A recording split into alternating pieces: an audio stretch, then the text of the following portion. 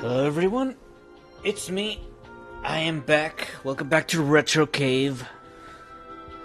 Today we're gonna do something special that I like to call nostalgic magazines.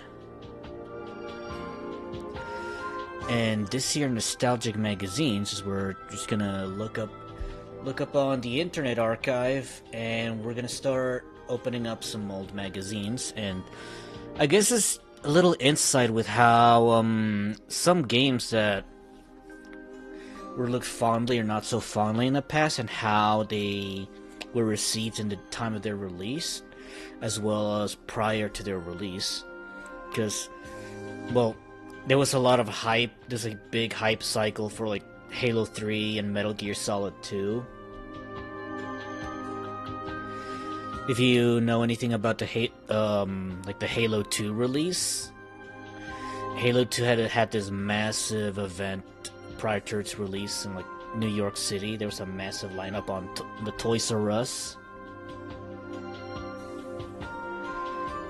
But what inspired me to look at these magazines today is that one of my older cousins actually passed me down a couple of magazines from their bookshelf. Some of which that include PlayStation Monthly and Electronic Games Monthly. One is about the reception of during the release of Metal Gear Solid 2. And the other, I believe it's talking about the release of Mortal Kombat 2 into consoles. Which was also a pretty big impact at the time.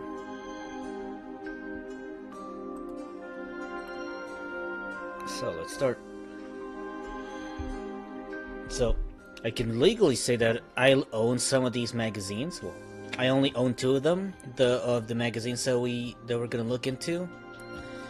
And then there's the magazines that I used to own,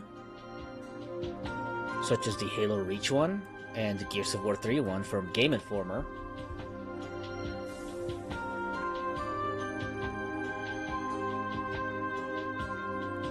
And then there's also the magazines that I've never owned before, such as maybe like one Nintendo Power around the release of Brawl. But let's actually start looking into these magazines, because I've been holding off on reading these magazines for a while, and because I wanted to share it with some other people. It scares the living hell out of people. And yes, I am intoxicated. Look, here's gonna be the cool sound. Oops, so that's the wrong one. That's the one we were looking for. Oops. But yeah, this is PlayStation Monthly, issues 52, December 2020. No, December 2001. God, I am so fucking wasted right now. But here I am.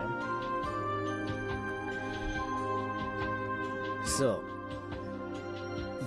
the big topic here: the release of Metal Gear Solid 2.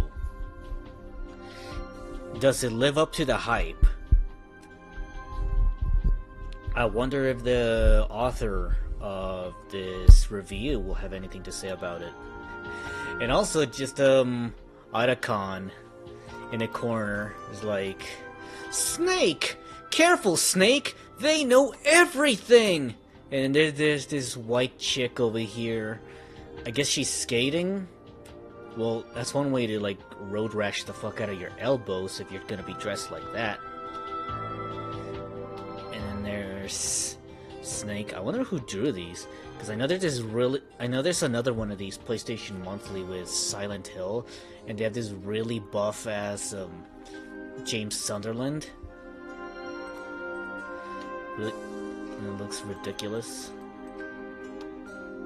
Well, maybe not as ridiculous like Captain Thick, if you know what I mean. Captain America where you can see his abs and his ass in the same angle. Whoa, what's this? Resident Evil leaving PS2? Say it ain't so! Hot news. PlayStation 2 Online delayed? Jack and Daxter and Ace Combat 2. Whoa. Woman. Woman who's also a car. Kinetica.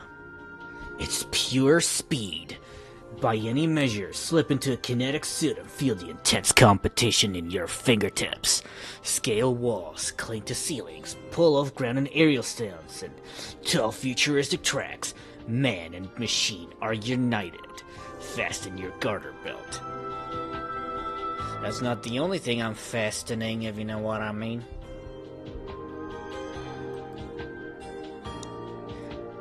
Okay, here's the WF SmackDown news. The Undertaker inflicts pain in the choke slam. You know, we could probably play this game on Retrocave. Oh, you know, it'd be fun.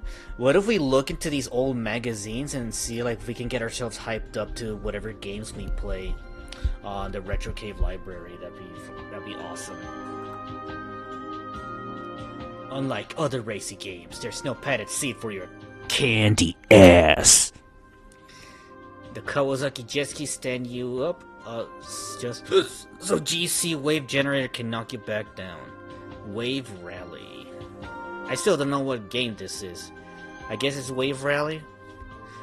Oh, this looks. You know, I think a cousin of mine used to own this game. Yeah, this looks familiar, but maybe not, because I think it might have been a game about quad bikes, but hardly remember anything about that. Oh, here we go. Ooh, a bit. Oh, here we go. Here's the cover for Metal Gear Solid 2 cover. Hold on, I'm gonna look into this. The Metal Gear Solid was unveiled in 2000 E3.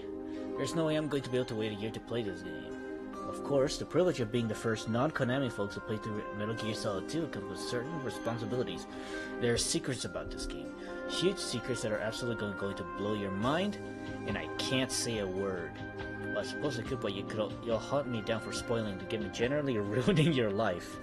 So, our review is absolutely spoiler-free. We might write a 10-page strategy guide without revealing anything about the story, so read on. Enjoy and get excited. Metal Gear Solid 2 is here. Chris Slate.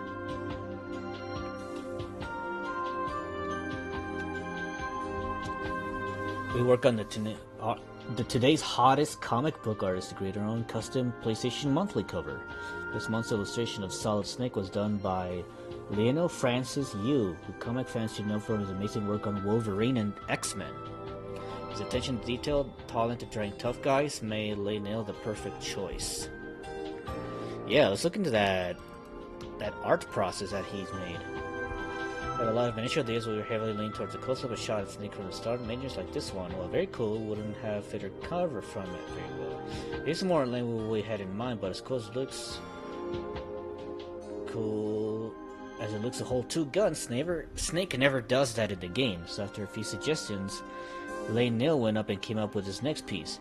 This idea was so good we had Lionel go forward with finished pencils immediately. The only thing that we weren't so keen on was the face. Something about it didn't really seem to look like Solid Snake. After a few final tricks, Lionel finished up with one of the best cover illustrations we had in a long time. Thanks for working with us so closely on this one, Lionel. It turned out fantastic.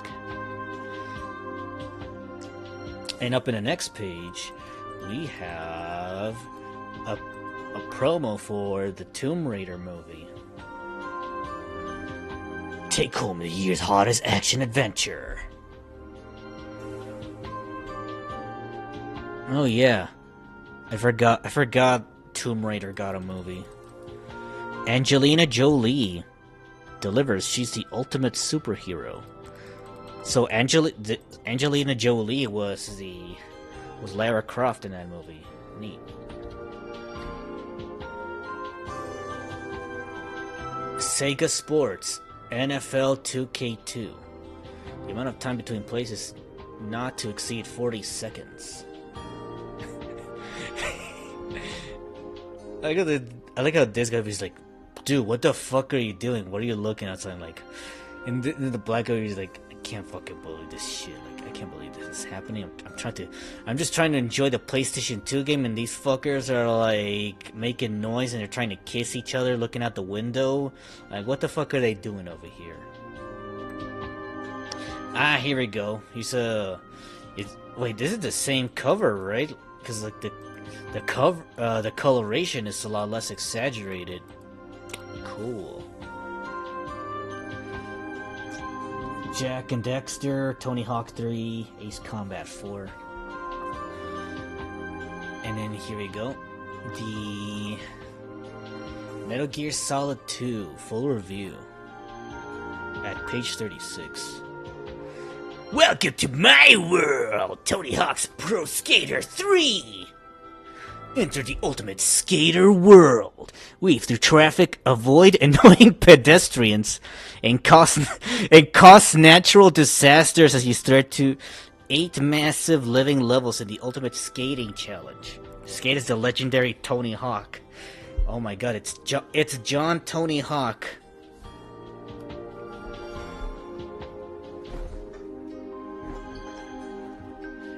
And you can take it online, because I forget that PlayStation 2 has some online functionality.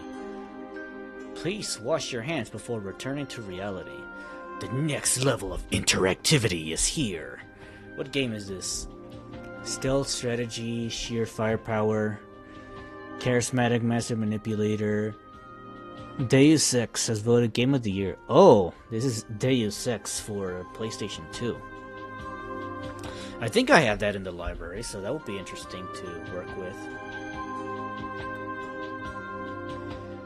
Okay, so a change of resident.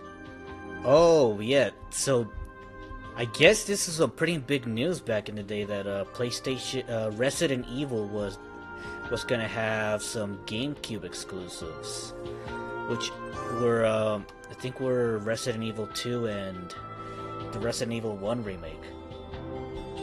Consoles war got a little more interesting. In one fell swoop, Nintendo silenced criticism that GameCube was a kiddie system lacking big brand mature games. In a surprise announcement, Capcom gave the Cube the exclusive rights to the mother of all survival horror, Resident Evil.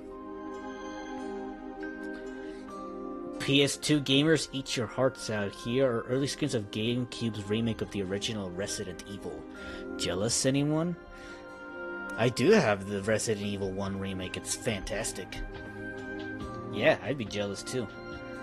Massive improvement over the original. The deal between Nintendo and Capcom gives GameCube the exclusive rights to count 6 Resident Evil games. Which doesn't seem like it came through, did it? Because Resident Evil and then Devil May Cry, Resident Evil 0,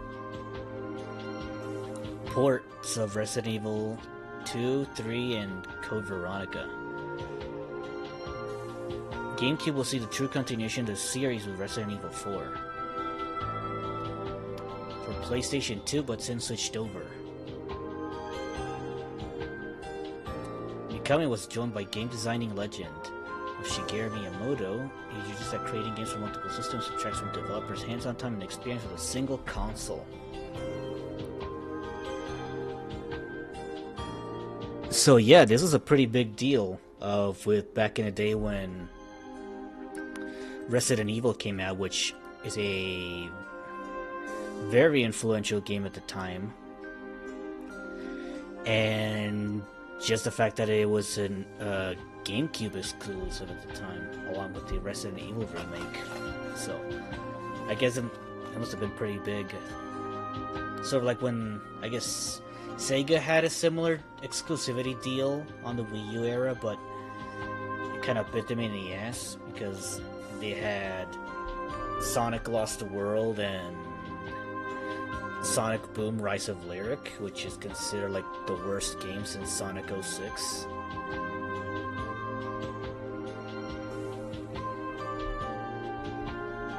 Some good gummies.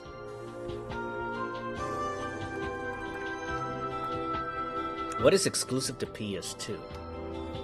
In the wake of the Resident Evil announcement, gamers are asking themselves what is exclusive to PS2. Whether Final Fantasy is in jeopardy immediately leaps to mind. PS2 has announced to get remakes of Final Fantasy. Not to rub salt in the sore wounds, but recent word from Square EA is that Square Japan has ceased development indefinitely to assess the projects. That there's presently little to no chance that the US will ever see the remakes, but no other console will either. In addition to the PC and PS2, the Final Fantasy will probably be headed to Xbox and GameCube.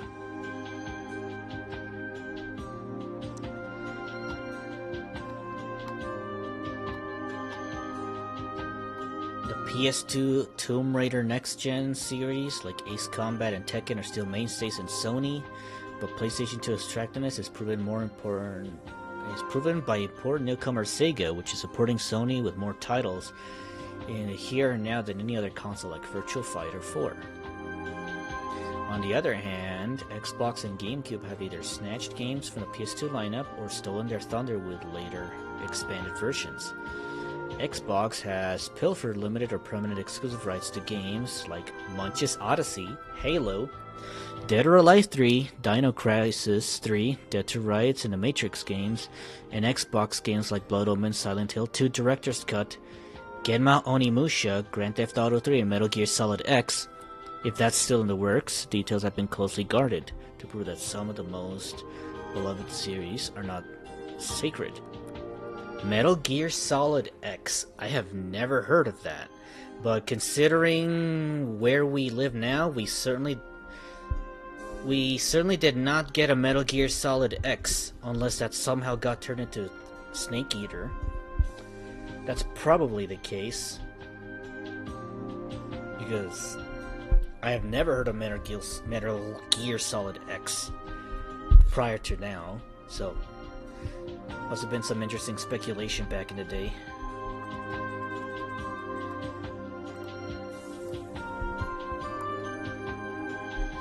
Never try to outrun a sniper. You'll only die tired. Silent Scope 2 Dark Silhouette for the PlayStation 2. Online in time. There's a few places. Okay, so this is probably very early into the PlayStation 2 lifespan. By the looks of it, if this came out in 2001. Yeah, so what about this PlayStation 2 Online? Learned that online games will ship next year rather than next year's multiplayer tries. SOCOM US Navy SEALs. Twisted Metal Black Online add-on disc has been pushed back to 2002. Right, this is when like some DLC or expansions used to be relegated to discs.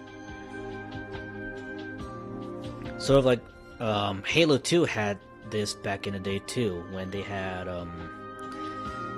the initial release, and then they had to physically release a DLC map pack for Halo 2.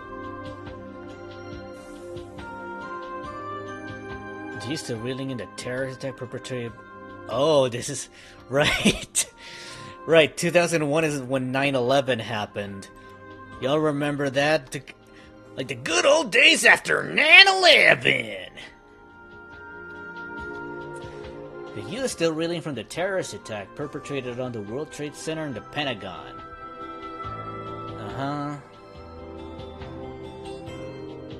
The tragedy has affected even the gaming industry. Yeah, like, so many things had to be cut back and censored after the 9/11 attack. Such as the chase from Lilo and Stitch, where they had to replace the plane flying between buildings on the climax of the movie into a jungle mountain instead of a city.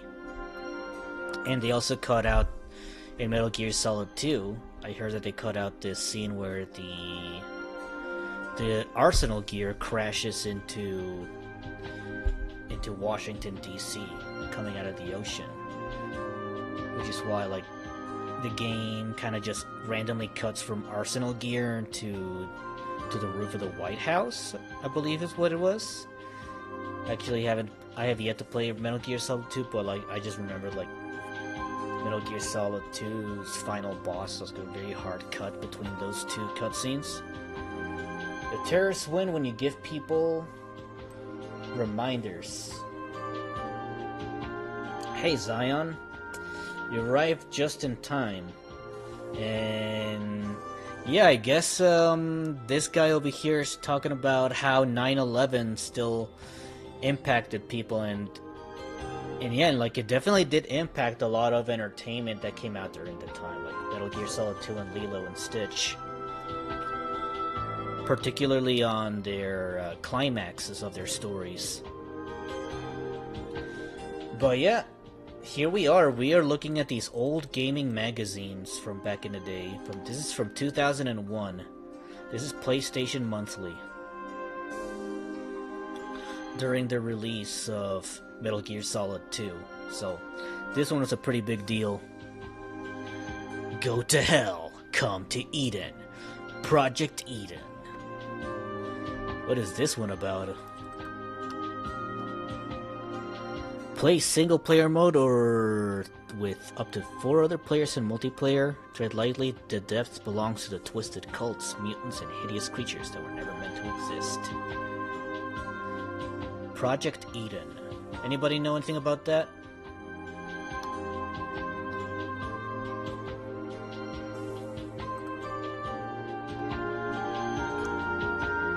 By the way, how's the volume compared to my voice? So is it all good?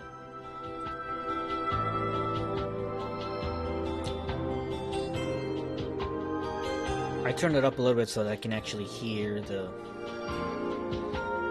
Oh, wait a minute, what is this? Oh, Echo the Dolphin was on PS2? PS2 would see some niche games from Sony, like Echo the Dolphin, in addition to the big draw sports games. Sports games, it's like the most normie shit you could possibly think of when it comes to video games. It's like, yeah, now we can have Ronaldinho Suxer 64.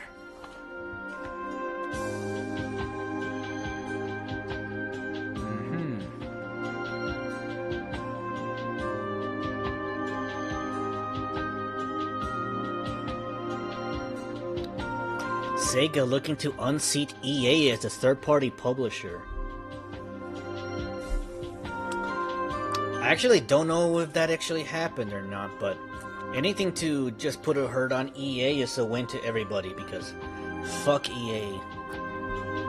EA sucks. I will never forgive them for what they did to Spore.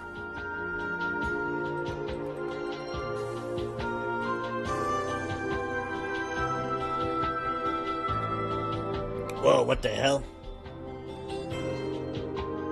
Insays Rick's jargled views. I don't know what I'm reading. SSX Tricky by EA Sports. E8 my ass. Indeed. Cool stuff. I like cool stuff. What about this cool stuff?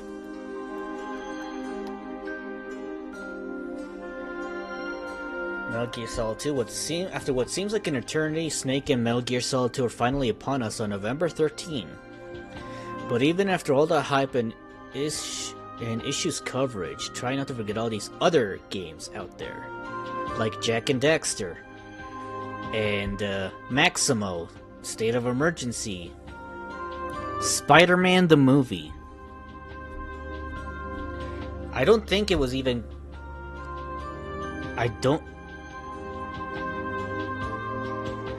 Oh, here we go. Actually, okay, these are 2 movies that I actually really like. Scary Movie 2. Not by a long shot, a worthless... What? Oh, wow, this guy did not like Scary Movie? What the fuck? Our top 10 DVDs. An aptly told chilling narrative of classic horror? Nope, not by a long shot. A worthless waste of time featuring way too many YNCs. quite possibly a hilarious, tactless spoof of just about everything? You bet. But Lord of the Rings, based on the great archetypal works of fantasy and backed by megabucks, the Fellowship of the Ring, the first of the Lord of the Rings trilogy, might unseat Star Wars as the blockbuster fantasy series to beat. $80 for a primitive VR carpet. Which VR carpet?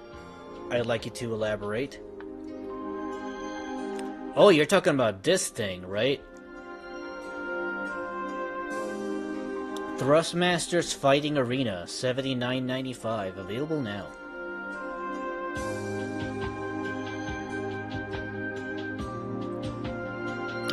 Oh, I get it. So it's kind of like a dance pad with a sensor on the side, so like you can throw your punches while you're trying to play Tekken. That's definitely not gonna work in a game that requires extremely precise inputs like Tekken. So, no, what? I guess there's a good reason why we've never heard of it prior to this little advertisement over here. Because it probably wasn't very good. Aliens Colonial Marines. EA is content to let the fourth quarter's 2000 big action games fight it out before releasing Aliens Colonial Marines in January. Now, that can't be right because I believe Aliens Colonial Marines got delayed like really late compared to 2001. And even then, Aliens Colonial Marines was infamous for just not functioning because of a typo on the game's code. Motion controls are a long way away from being good even today. Tell that to Nintendo when they were making Star Fox Zero. No! Either you like my motion controls, or you die! Ooh, what a fun little maze. What a fun little maze. What game is this for? Solve the puzzles, or join the tormented souls forever. Eco TM on the PlayStation 2. Your world, your game. Spread the word. Grand Theft Auto 3 came out. A mafioso masterpiece. An expansive... the very idea of what a game should have traditionally has been. I don't hear anybody talk about Grand Theft Auto 3 these days. Everybody talks about San Andreas compared to anything else when it comes to classic Grand Theft Auto games. Imagine how much budget had to go to the graphic designers that ink for all these pages. Actually, can't imagine it. But it's really interesting just seeing like how hype these games were back in the day that are like, still looked fondly upon today. Well, like how big of an event they were today. Oh, yeah, look, there's the cover art that I used for my Discord announcement. World exclusive first review of the biggest game of the year.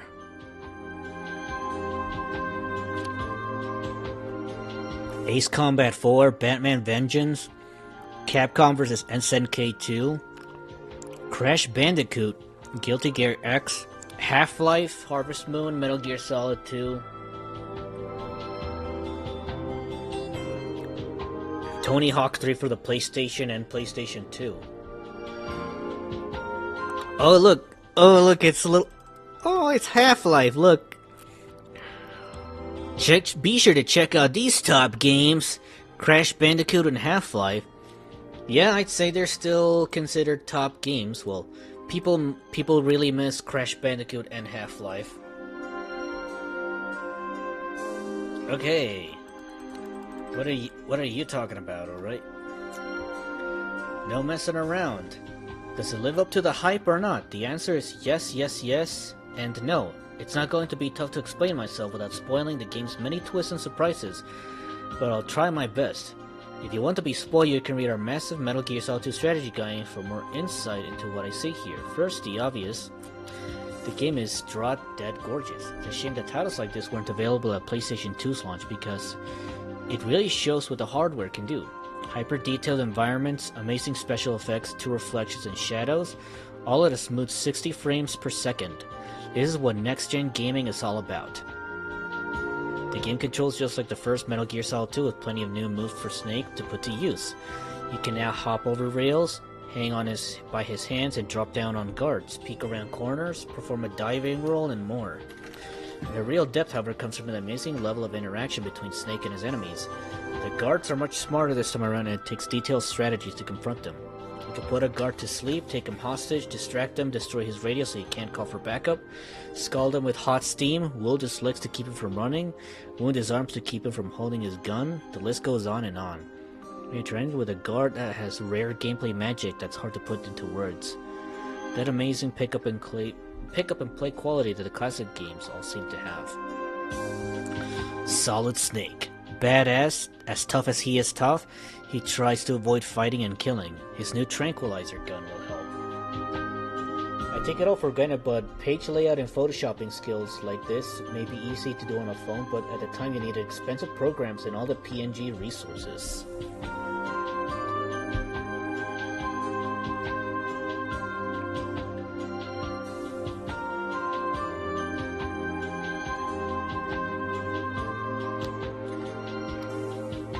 Snake and Otacon operate by themselves, which means they're a thorn in the side of every military organization in the world, even ours. What's Snake up to anyway? It's disappointing to us. Snake's arsenal hasn't grown much. It consists most entirely of weapons that ends from the last game, with only a couple of notable additions, zooming with a sniper rifle and guiding an Akita missile are as fun as ever. But I would love more new toys to play with. Any Metal Gear fan will expect an incredibly involved story, and Metal Gear Solid 2 delivers the good. And then some. There are loads of subplots with so many unexpected twists that I lost count. Believe me, these shockers will go into some of the best kept secrets in video game history. I mean, wow. People will be talking for years. And you know what? They're not wrong. People to this day are still talking about Metal Gear Solid 2's story. Especially because of how accurately it reflects the current state of society and the internet, with the dangers of misinformation and echo chambers between people on the internet. It was very prophetic in its message.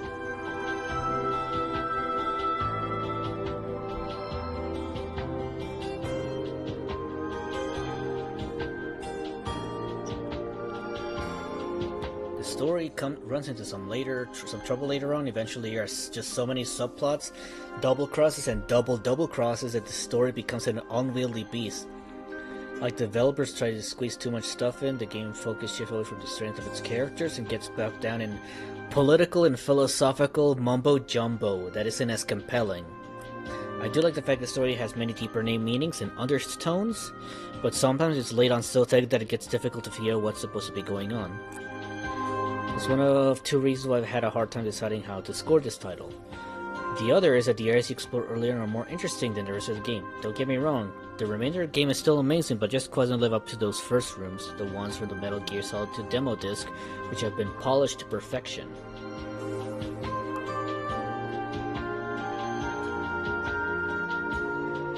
And yeah, even again, people were really taken aback by how political Metal Gear Solid 2 got, and also the big plot twist of having to play as Raiden instead of Solid Snake, which was I'd say probably the most controversial change that they did with the sequel.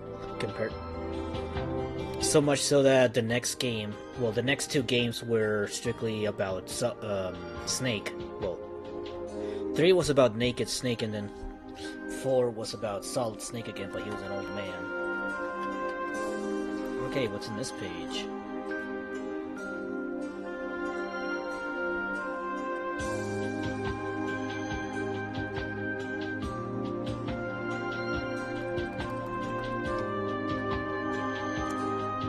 The storyline stands on the strength of its characters. When the plot shifts its focus from these personalities to vague political and philosophical points, the game loses some of its punch.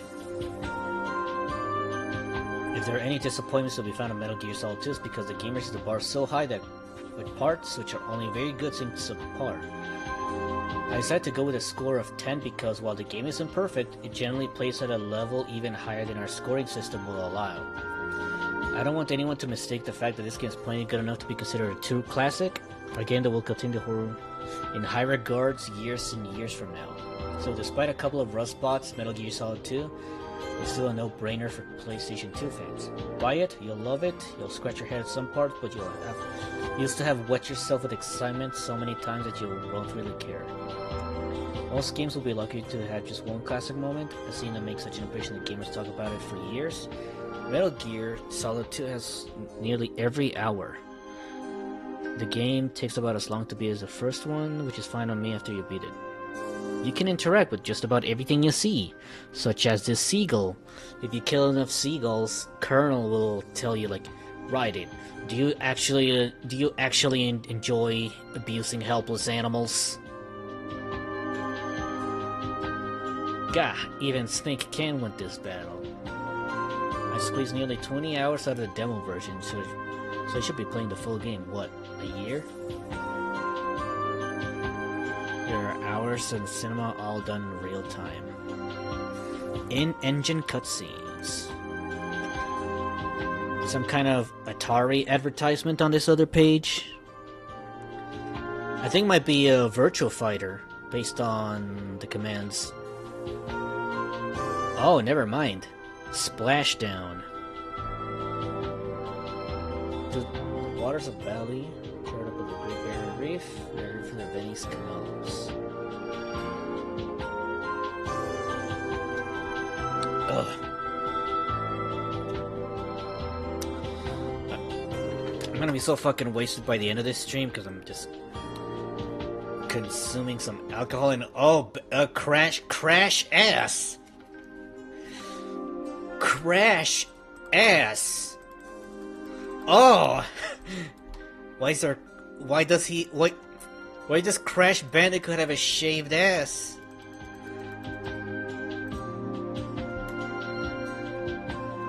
It's Crash's toughest adventure yet. The Bandicoot is back with harder moves, mind-blowing graphics, and cooler vehicles to taste his toughest adventure yet. The Wrath of Cortex.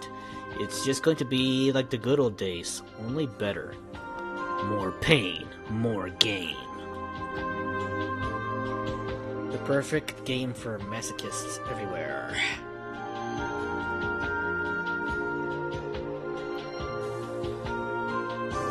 $10.98. I guess there's more stuff to do with Metal Gear Solid based on the exclamation mark.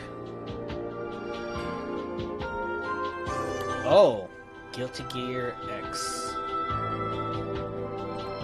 I know a friend of mine who likes Guilty Gear.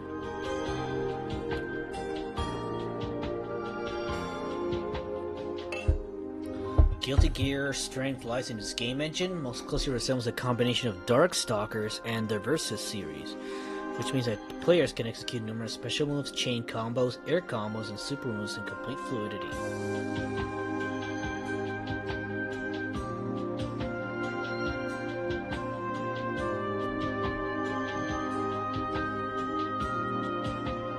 Art system has composed each character with higher res, so the grainy cut and paste look conspicuous in many of the Capcom's fighters has been eliminated. Unfortunately, some of the fighters, especially the bosses, are way too powerful. Not only does this hinder the game balance, but it makes the battles beyond frustrating. Also, considering when most gamers will spend more time with the one-player game, I'm surprised that Sammy neglected to include some of the Alpha's World Tour, where players could build up characters and fight in various matches. Still, these faults don't particularly ruin the overall experience. If you're a hardcore fan of fighters, you owe it to yourself to snag a copy of this item. And there's Crash Bandicoot Wrath of Cortex. Alright, so Guilty Gear X got an 8 out of 10 out of PSM. NHL got a 9 out of 10. Okage the Shadow King got a 6 out of 10, as did Crash Bandicoot.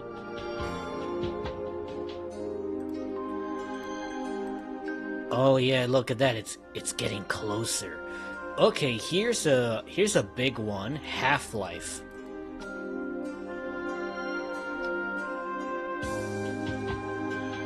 PlayStation version of Half-Life has benefited greatly from enhanced graphics and new modes. It's been a long time coming, but Sierra's highly acclaimed first-person shooter Half-Life has finally made an appearance on a PS2. Sierra? Hold the phone. What? Wait. But Okay, this is weird, because, like, Half-Life was made by Valve, so who the fuck is Sierra? I need to look this up.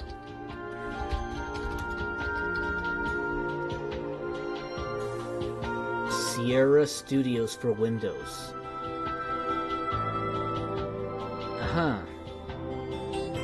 Okay, so Sierra Studios was the publisher of Half-Life. But I guess the developer of the PlayStation 2 port of Half-Life is Gearbox.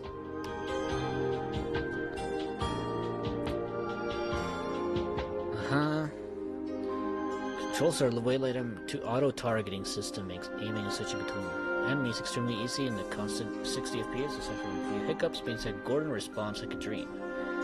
Half-Life is easily the best FPS currently available on the PlayStation 2. It's well-crafted story and constant surprises combined to form a highly immersive gaming experience.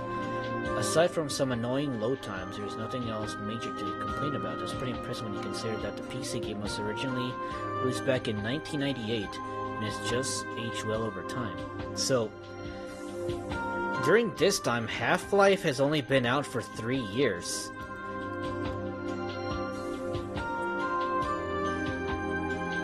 And it's already been considered kind of old, but... Oh, look at the typo. This is the way Batman should be. He's got a ton of gadgets and doesn't take crap from anybody.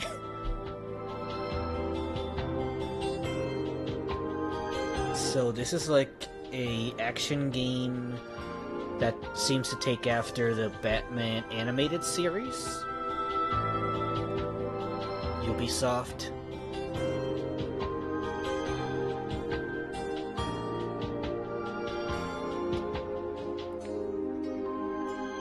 The Metal Gear Solid 2 approaches. Here we go.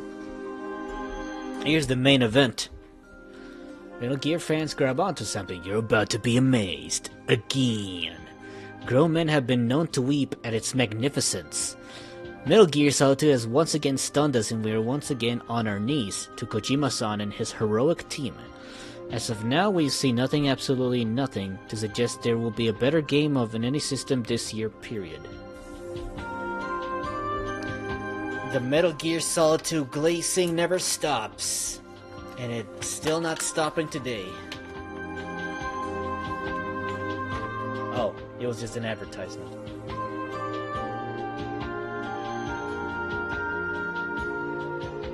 So, Capcom vs. SNK 2 got a 7 out of 10 by PSM.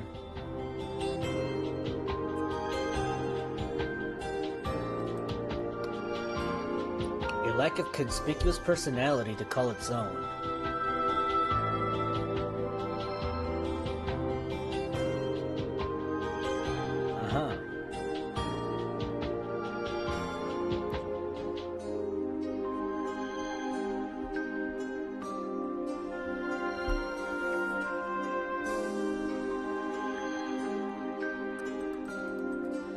If I remember correctly, a lot of these like big compilation fighters like SNK and Marvel vs. Capcom 2, they didn't receive very positive reception by the critics when it came out, but like they're still looked fondly upon like some of the best fighting games out there.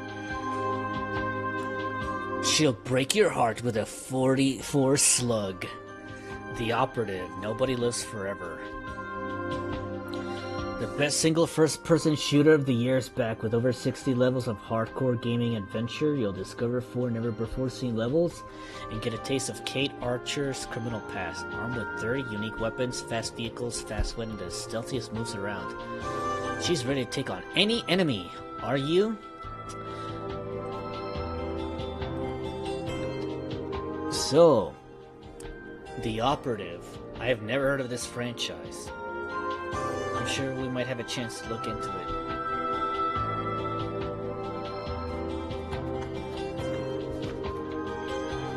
it. Don't buy a game until you check here first. Okay, so these are like some more reviews that they have given these games. Like the first, Devil May Cry. Devil May Cry manages to captivate and engross the player in its world. If you've been waiting for a great action game, look no further.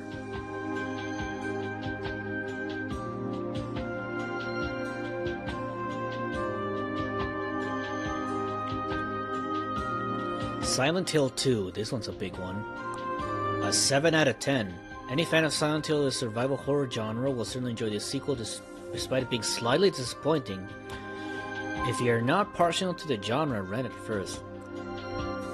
Interesting take, considering that like Silent Hill 2 story is considered the best in the series. So even back then, game reviewers were very misguided. Or at least they were just very detached from gamers' opinions.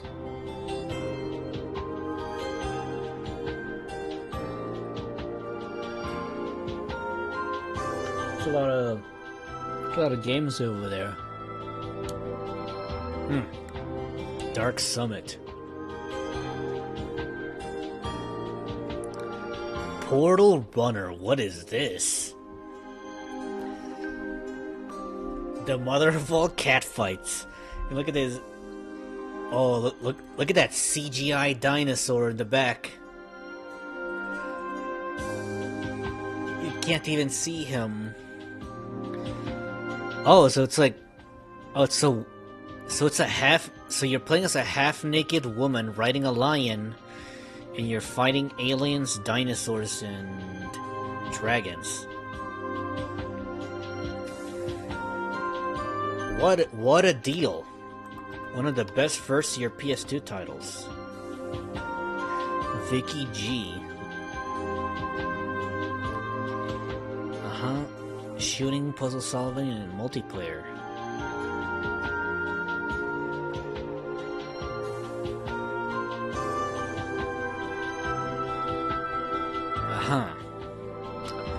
Portal Runner. I don't have it, but you know what? If somebody can remind me to download it today, maybe we can play it after we read some of these magazines. Resident Evil, Code Veronica. The 5th anniversary of the most terrifying game series as it mutates into PlayStation 2 computer entertainment system. Join Claire Redfield as she searches for her missing brother Chris and dig deeper into the evil doings of Umbrella Corporation. Flesh-eating zombies and biotech monstrosities haunt your every move. As an added bonus, this special edition includes never-before-seen cutscenes and interactive demo of the highly anticipated Devil May Cry. Wild. I kind of miss the demo discs.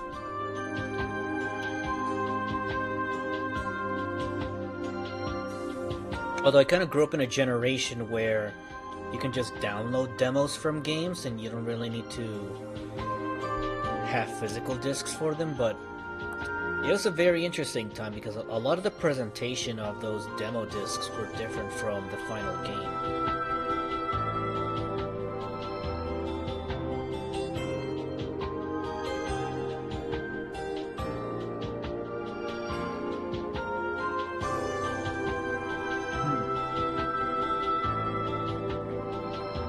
Good or evil. The Mummy Returns. You can hit restart when you get to hell. Good or evil. Go with evil. You can hit restart when you get to hell. That's one hell of a line. Oh yeah, here's Jack and Daxter. I never really got to see too much of Jack and Daxter, but I think I got to see from the sequel. Is when my cousin used to play on the PlayStation 2.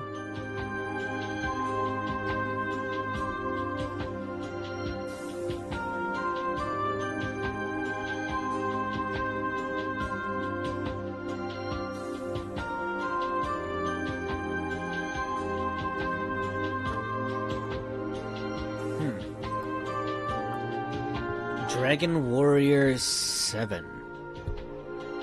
In the world, there's only island. Dragon Warrior is the localization of Dragon Quest, right? I'm gonna need Zion to confirm me on that, because Zion is more informed about Dragon Quest than I am, so he can probably confirm me that for me if he's watching.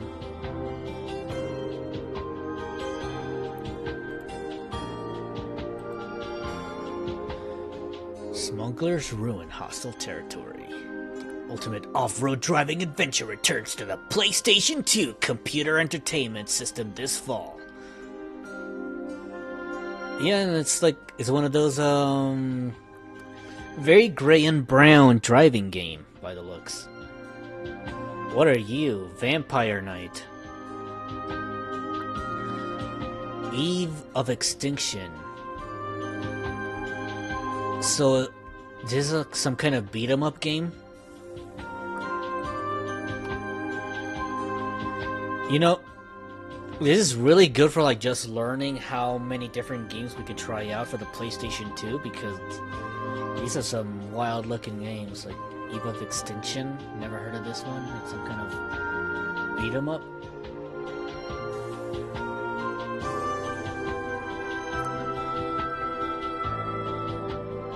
Love and Battle in the Three Kingdoms, a magnificent historical fantasy.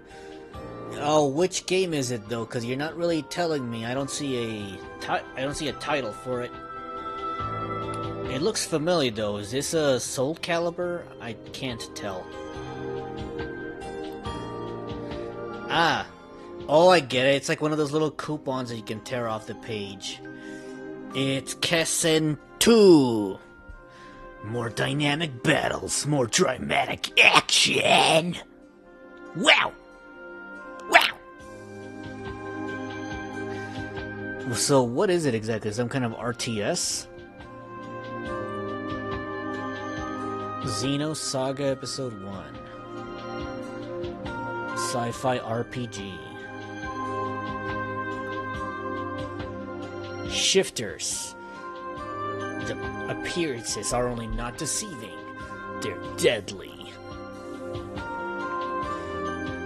Desert Kingdom Steampunk Cities as you battle against the madness. Let nothing stand in your way and trust no one. Looks may be deceiving.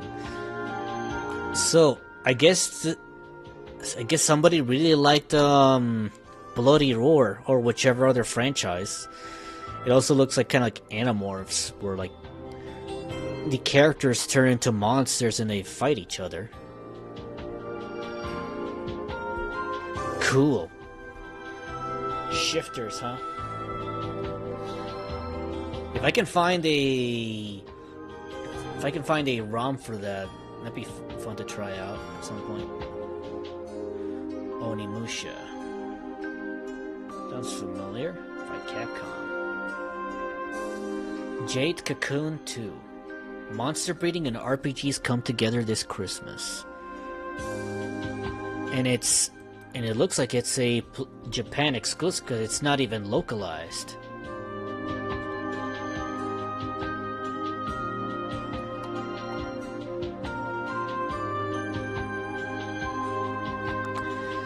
A 2-player mode will allow you to put a friend to pit your best bred creatures against each other. Some of your most dedicated anime fans will notice that all the main characters are created by famed artist Katsuya Kondo of Princess Mononoke and Kiki's Delivery Service. So this is the Ghibli guy, right? This Ghibli guy made a monster breeder collector RPG, or at least who's in charge of the art. Soul Reaver 2. Free will cannot exist in the present when destiny lies in the past. Enhanced graphics, detailed. Yeah, they all say that. Look at all our graphics and our actions, and look at how many levels, which probably are some of them are like rehashes of previous levels to save up on memory, because you know how it is with these games. They can't just fit everything. Why play dark, blurry video games when they could be bright and sharp?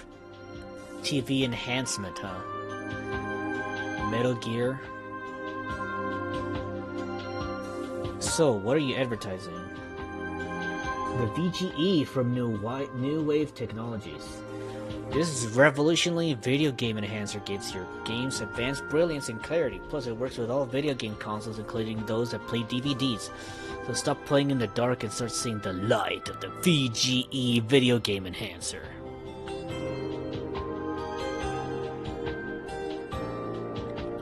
Nifty little gadget, eh?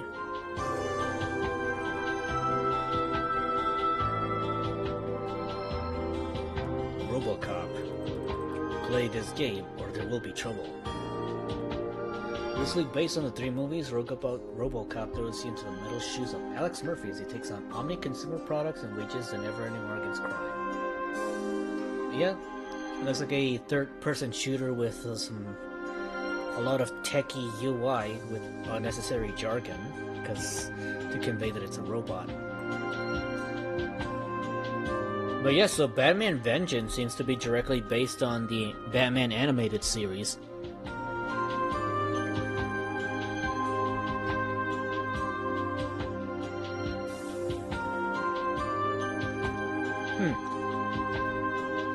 The art style translated surprisingly well into 3D, I'd say. Sean Palmer's Pro Snowboarder. Hold on, we might should put this guide without spoiling any of the major story points. If you don't want to be spoiled at all, don't go any further. Okay, here's the guy again. Metal Gear Solid 2. This game is so deep we put together a complete walkthrough based on normal difficulty. A friend of mine is playing Rivals of Aether right now, taking up space.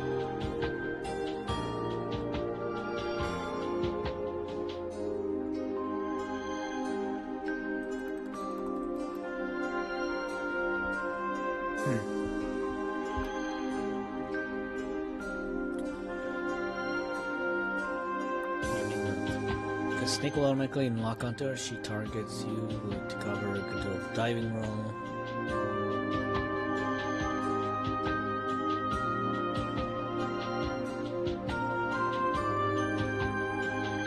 Get her dog tag. Olga can't be hit while she's talking.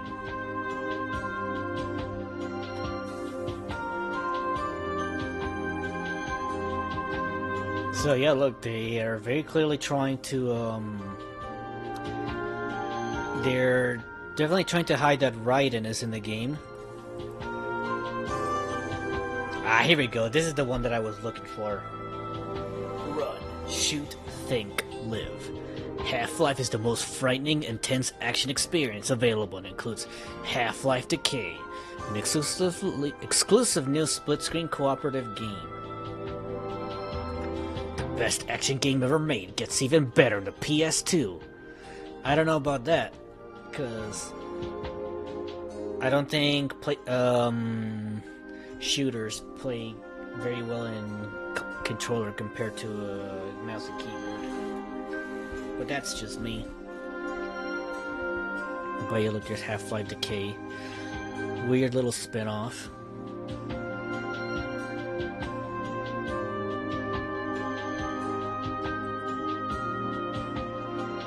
Capcom vs SNK2. Wow. Look at all those things that you're not allowed to use in Metal Gear Solid because the game punishes you for killing people because it lowers your rank.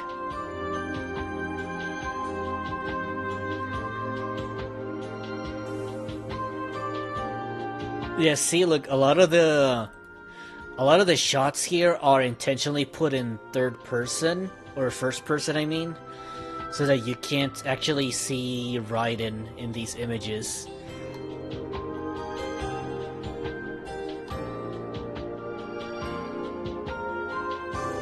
Like here's a first person you see Raiden's hand.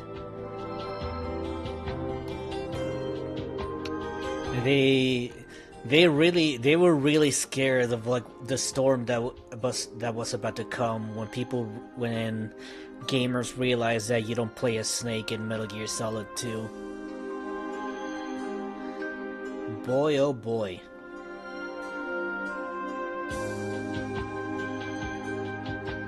Metal Gear Ray. See, look, this one is also in first person, so that you don't see that you're playing as Raiden. That's fucking funny. 3 Metal Gears.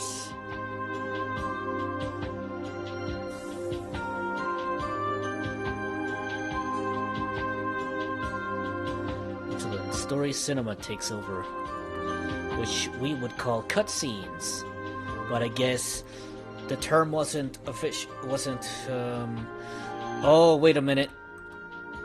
What the hell?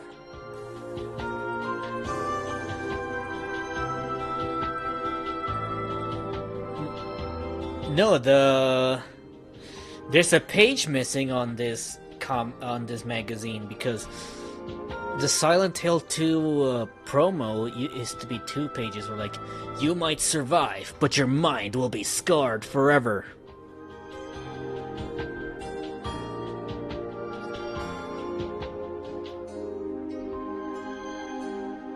Unequipped. Lots of shots with swords. Fight with the sword. He's only vulnerable he's attacking, so as he dodges and attack, he's either finishing his move or listening to that ta sound when he's about to attack with one of his tentacles. And I hear the sound time, he's attacking both of them. With swords. Congratulations, you've just beaten Metal Gear Solid 2. Use your blade instead. Fake death screams of metaphorical significance are pausing your stream if you like. Once you finish all the bad guys and watch the story cinema, you have to face an army of Metal Gear Race in an area called Arsenal Gear Rectum. The Rectum. So yeah, this one was getting some Silent Hill 2 promos.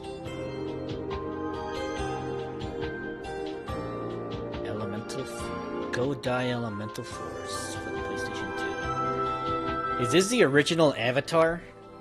Wind, earth, water, fire, void. Until the Fire Nation attacked.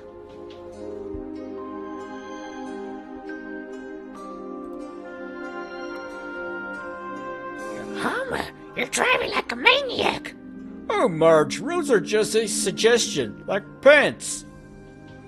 I don't know how to voice Homer, so forgive me there. So this is not Simpsons Hit and Run. This is Simpsons Road Rage, which is different because I know people say that Hit and Run is the best Simpsons game. Max Payne, New York, fugitive undercover cop, nothing to lose. Max Payne. Maximum pain he must endure. Oh yeah. Dehydration is kicking in.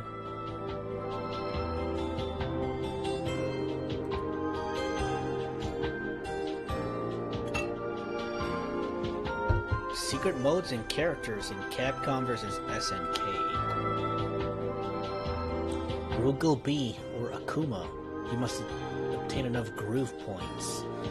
Otherwise you fight M. Bison or Geese. Ram. Bosses. To unlock this Molly, beat the hidden bosses and hold square triangle and press start when you enter arcade mode.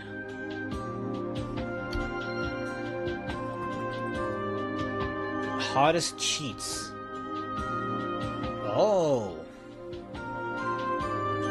Look at that. Cheat codes. This could be useful. Hottest cheat codes. Very hot indeed.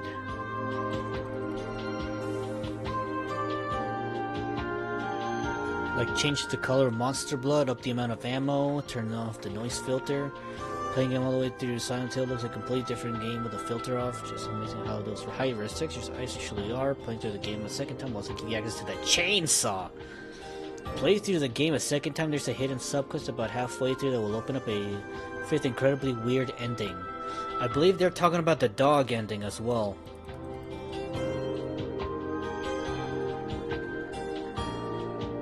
Johnny Mosley, Mad Tricks.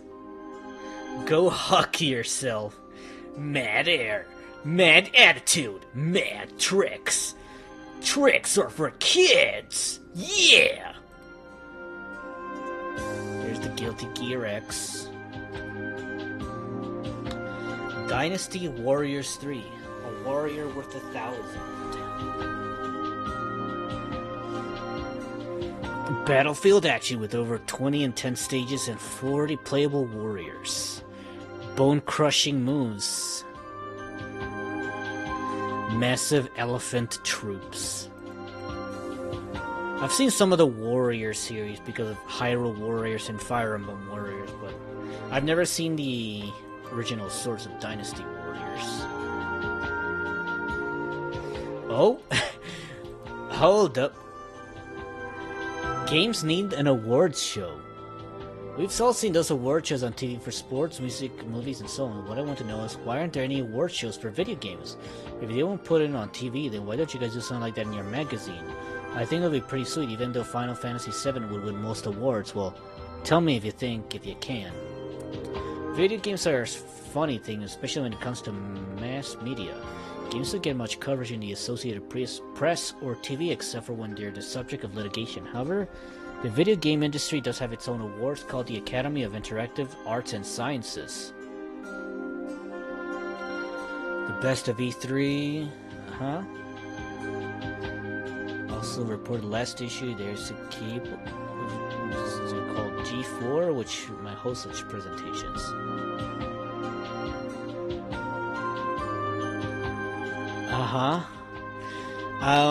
Funny how they say that, and like nowadays we have the Game Awards.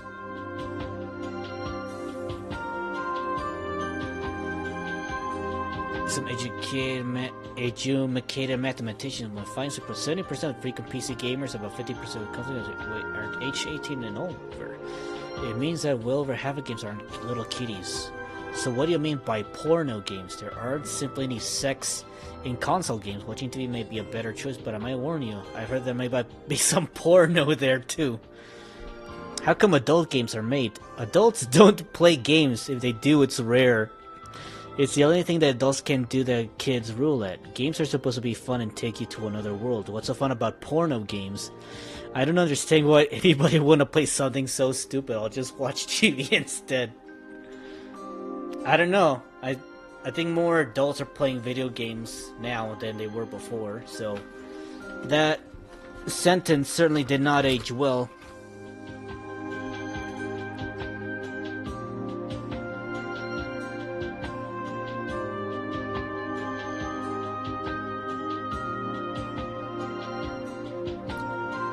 Metal Gear Solid 2 has affected Chris in a big way.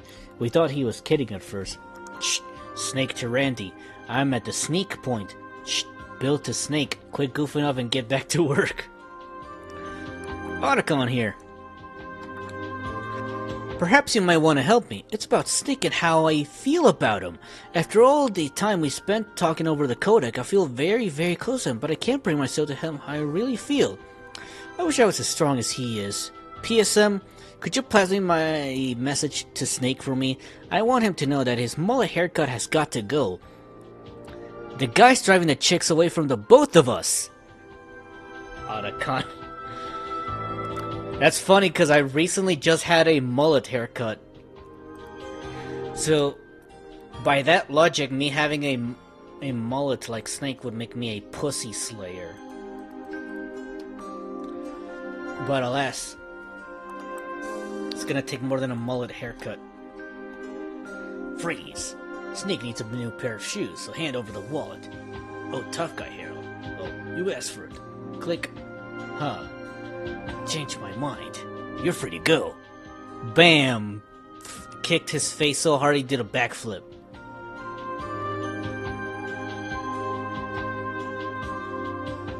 I recently read a review for the Sega CD game Snatcher 2.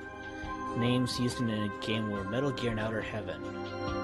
Does this game have any connection to Metal Gear Solid? They are both made by Konami. Thanks for your time and keep up the good work. Thanks for your pal. I'm sure this will help us. Probably won't be a while since the system. Metal Gear still too new. Doing oh no. What happened at Squared? They've been trying too hard to constantly push out Final Fantasy games. Have you ever noticed how Cloud's basic look and character are the same as Squall's? Square needs to let Final Fantasy rest for a while and work on its other series. Yeah, no. I don't think they've been pumping that many Final Fantasy games recently. Because I feel like they've really increased the gap between Final Fantasy releases. One Piece Mansion. There goes the neighborhood. Something tells me this doesn't have anything to do with the actual One Piece anime, does it? Of the One Piece Mansion. Yeah, no, it has nothing to do with the One Piece anime. So this is like this weird apartment simulator, but no, let's forget that. Let's look at the fucking Metal Gear Solid fan art. We'll take originals too, but can't return them. Ha ha ha ha. This thing is technically the first Metal Gear Solid, but still matches the Solid Snake team. There we go. It's nice to see Meryl again.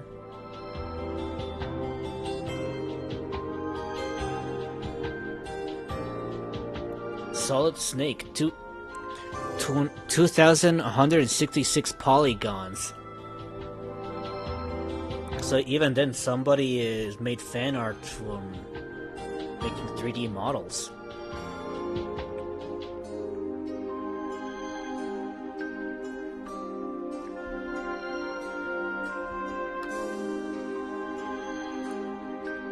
Steve Miller submitted this amazingly well-colored illustration. Become this cool movie poster piece, style piece for all the major players. And then we have Solid Snake at the back. No, that is not Solid Snake! We couldn't run Poe Phoenix full image here, so check it out. Sorry, but you're not getting the full image. Fuck you. We're just putting it in the little corner because it wasn't good enough. This issue's over. There's one already on the way. Oh yeah, what are you talking about over here? This year we're serving up a bonus issue of PSM focusing on the hottest games for the holidays. We'll tell you what to buy, what to avoid, and what's overhyped and what's underrated. This is a can't miss issue.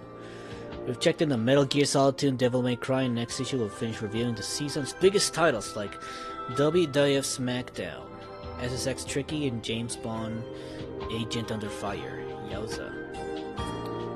Write this caption. Write a funny capture on this picture. The winner is Michael Bleasley, and the winner of August issue 48 caption contest. Sometimes Batman just likes to feel sexy.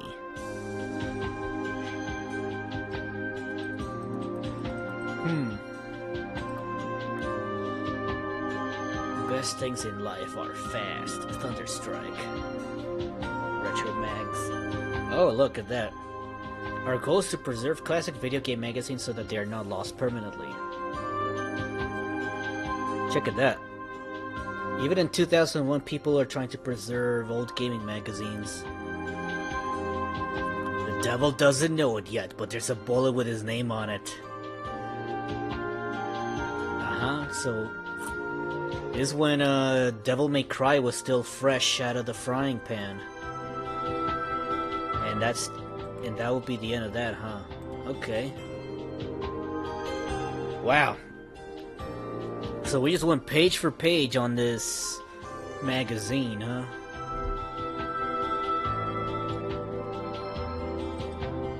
I guess there's also Electronic Gaming Monthly, but I'd say I'm gonna take a quick break and maybe instead of reading another magazine, maybe we can. I have plenty of magazines that we can look into. There's so many of them, but I think we should probably switch to playing an actual game. What do you say?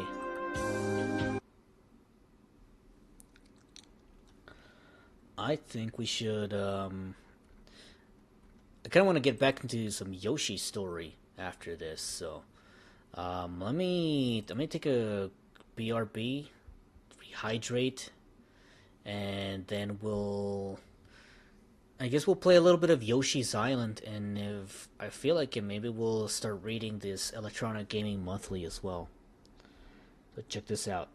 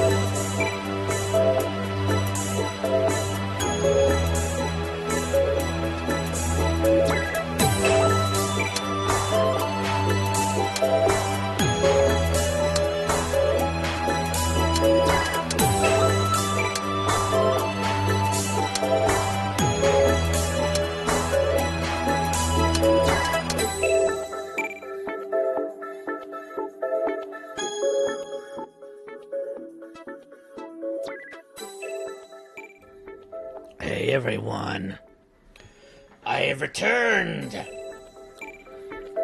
What will we be doing for the rest of the stream, you're asking? Well, I did promise in the title that we're gonna be looking at some more magazines. So we're gonna look at more magazines. Like this! We're gonna continue reading. Reading is good for your brain, isn't it? And this one is going to be the Electronic Gaming Monthly exclusive for Mortal Kombat 2, issued July 1994.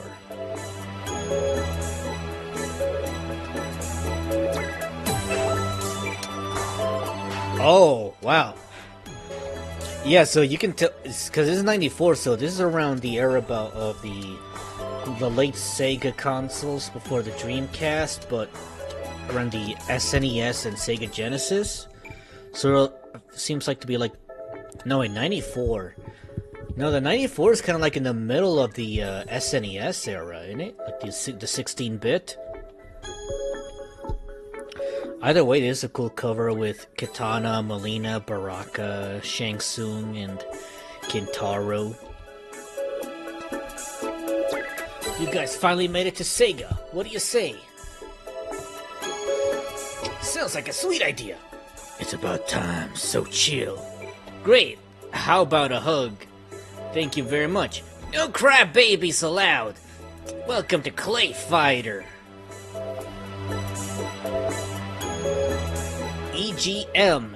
Here's Stanley, and we got a frame from The Mask, this movie starring Jim Carrey, and his eyes are popping out of his sockets with his eye flesh in the back.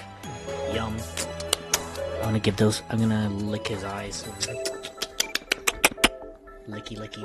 Can I lick it? Oh shit. Nothing can prepare you for September 1994 by Midway. I wonder what they could possibly be insinuating at here. It's probably Mortal Kombat 2 because it's Midway, but for the Game Boy and Sega, huh? Is it Mortal Kombat 2 for the Game Boy? That can't be it. Oh shit. So this is during the Twilight years of the NES, huh?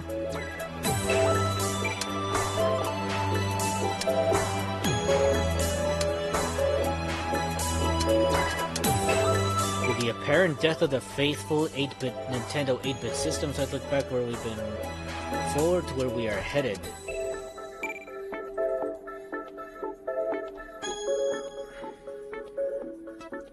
The old NES ventured into the US market at a time when most electronic gaming was dead. The Atari 260 and the 52 had done well for a time, with competition coming from Intellivision and ColecoVision. However, with so many choices of hardware and players drowning in poor software, no one was winning a battle, let alone the war.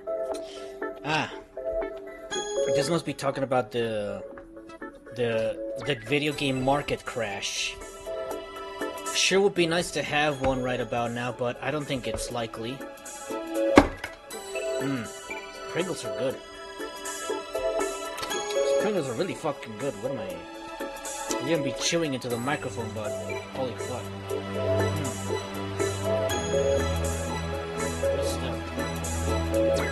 Tell you what, I feel like I might invite Synth over.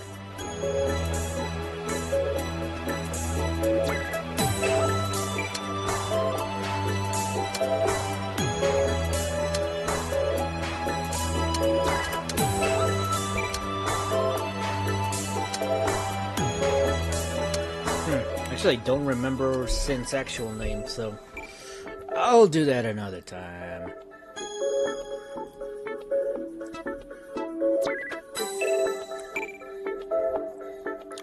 Skill set only after you died. Nintendo gave us games that had an objective such as save the princess or rid the galaxy of evil. Even had endings after you won the game.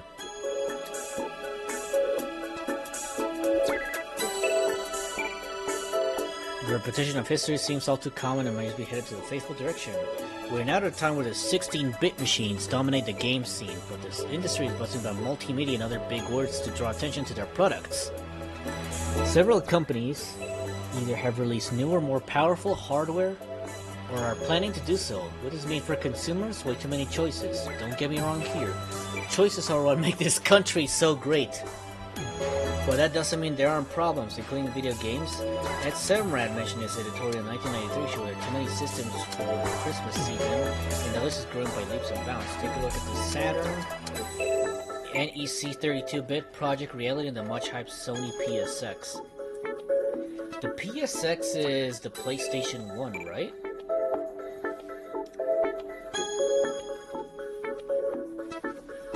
Damn, those are really good Pringles, holy fuck.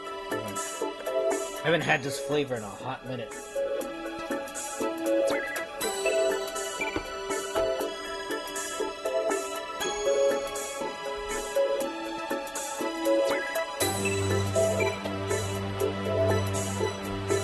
The 3DO. The Atari is a powerful system with upcoming games that look good, but the problem comes in looking at Jaguar in a store. Not a great way to get consumers to believe that Atari's back from the grave. Laser Active. The Commodore has been abandoned, but the Amiga CD for a stateside release. There are a few unnamed companies own the Amiga CD for state release. There are a few unnamed companies looking to picking it up, but right now, this sucker is dead in the water. It's too bad since there's an abundant supply of software in Europe. Ready to come over. Every game company wants to get a system on the market, but the public is becoming overwhelmed with systems that are barely getting by as it is. There needs to be a more thought put into releasing new systems to make the original enough to survive this flooded market. So this is a very interesting perspective to look into on the transitionary period between 8-bit to 16-bit consoles at the time of 1994. There are 9,462 nerve endings in a human body. Why waste them on Love Connection? Philips Media. Retina-searing graphics and ear-bending sounds. Sit there and you have your 946D nerve endings just begging for the controls. You're gonna burn my retinas? Fighting on a home front with Mortal Kombat 2. Finally, the long race to one of the hottest fighting games in the arcades makes its way home. Mortal Kombat 2 is now on the Super NES, Genesis, Game Gear, and Game Boy. We'll show you the 7 new characters who are making their debut with all new moves and fatalities. EGM has this exclusive look at its one hot game! Yeah, Mortal Kombat 2 was a shit back then. Very topical, because we just got the Mortal Kombat 2 movie not too long ago. It was really good. Well, it's good because the bar was on the floor with that last movie back in 2020. That one sucked ass.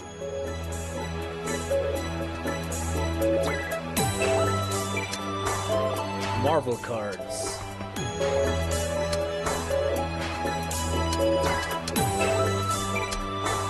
Oh yeah, Super Street Fighter 2.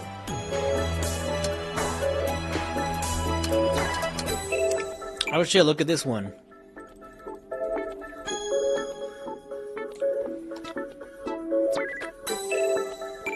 So this is the game that gave us the really funny well, the Velociraptor jump scare sprite. A sea of garbage.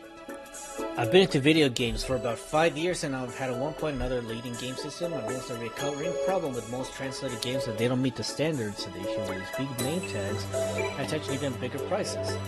Censorship aside, these games have bad control.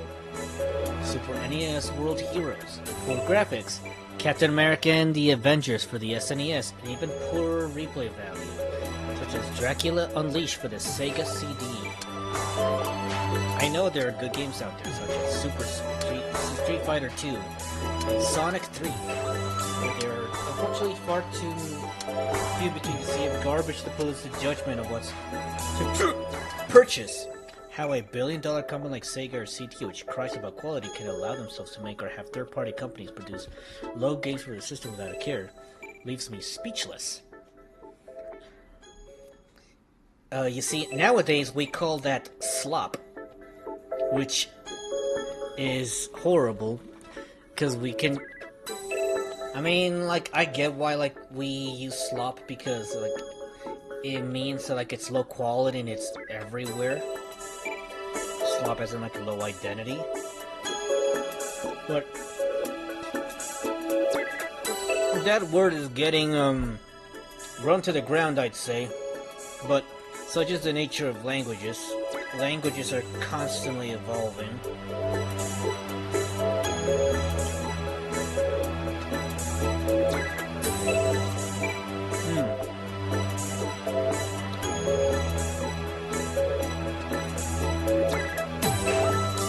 Movie licenses are big business, and the development team usually puts the extra time to make the game as good as a flick. It usually comes down to lack of originality, and it's usually a killer. Other times, games are being translated from the arcades to the homes, and usually a letdown, particularly in the graphics and sound department, but that is to be expected. However, companies are getting better about this, like Takara, whose recent version of Fatal Fury are quite amazing. They seem to remember that many people from the movie studios who deal with game development teams don't know much about games and often let substandard stuff get through. The slop.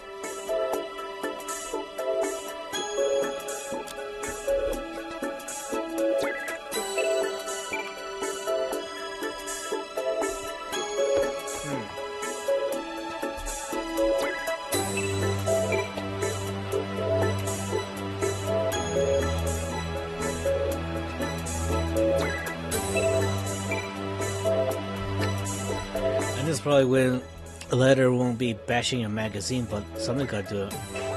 If you don't print this, you must be the biggest bunch of wussies on the face of the planet, but if you do, then you must really value other pieces of info. Why does every other single page in magazine revolve around the fighting scene? It's always Mortal Kombat Day, Street Fighter 2 that. I myself love strategy games. I mean, I can sit and beat Street Fighter 2 in 15 minutes. There's no satisfaction. I can sit and play Third World War for hours on it, and my patience always pays off.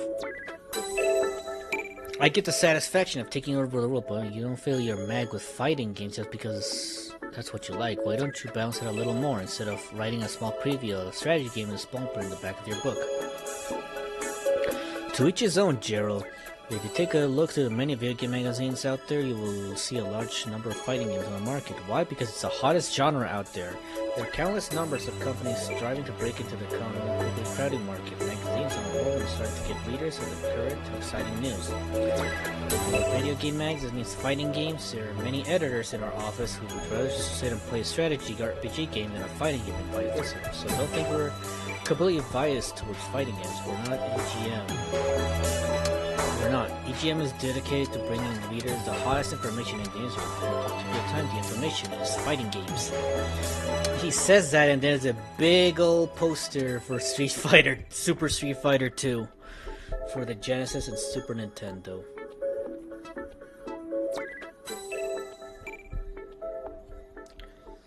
Could Mortal Kombat for the Sega CD be on its way to the PC CD-ROM? Bad photocopy context.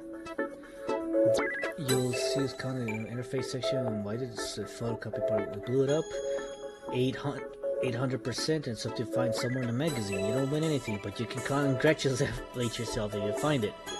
So I have to look for this funny little frame, huh? Got it. So, if you're still watching this, I want you to memorize this little frame over here. Black and white. Little figure on the side. A G and a exclamation mark on black and white. Think you can memorize that, bub? Cats have 9 lives. Unfortunately, you have a dog. Hold on. Spunky is one dumb... Hold on.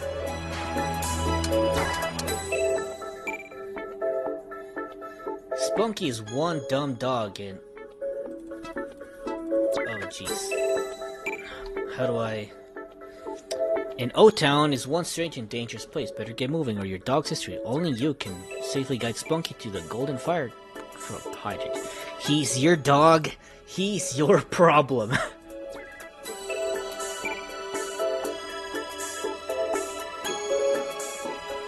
Tough shit. Ooh, Streets of Rage. Ooh, what's over here? Special assignment. Get your pens and pencil ready. The next assignment to draw. You'll see the next cover of EGM. Sheet of paper with his name on favorite character. Totally outrageous. Want to see more originality? The most creative drawings will be shown here. Below your 2 winners in the contest around EGM 58 will be asked to draw scene depending on what happened to video game characters attended the video game violence hearing, and here are the results of that contest. Well, here's right, and I can barely read out what they're saying over there. No, it can't be. Yes, you can't get rid of us that easily now, Senator. You will pay for your crimes. He's gonna perform a fatality because of the whole video game violence debacle during those times, blaming Mortal Kombat and all those other games that they say that make people violent. Game Boy Donkey Kong. It's like a Game Boy on steroids. Now you play your Game Boy games in color on Super NES. Cool. Yeah, I've heard about this. The Super Game Boy is some kind of attachment that you can get into the SNES. I've heard of this. It's a really cool concept. I believe this is how you get the Super... This is how you get Pokemon to have color in red and blue. You have to put it in the Super Game Boy to get the color sprites. Or rather... No, I think that... What am I thinking? Whoa, Dungeons and Dragons. You know deep down you may not survive. I have the Beholder. The first Dungeons and Dragons game for the SNES. Oh, wait a minute. I've played this game to a degree. I've played the Game Boy port of I have the Beholder, and it's also Capcom. Because I know Capcom had the rights to D&D for a bit, and they made the Tower of Doom and the Shadow of Minstara games for the arcade. Pretty good, I'd say, for like arcade beat 'em ups multiplayer.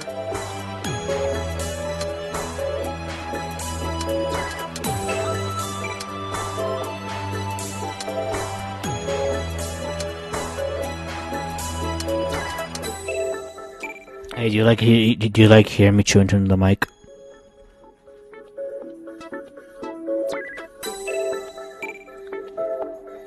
Breath of Fire. Oh, you know what? I have an idea. Hold on. Let me turn on the machine real quick. I wonder if we have Breath of Fire on the SNES, because I barely touched the SNES library unless it's something like Yoshi Signers Super Metroid, so I want to see if I can find, like, what if we can just impulse play these games that we find? I think that'd be hilarious.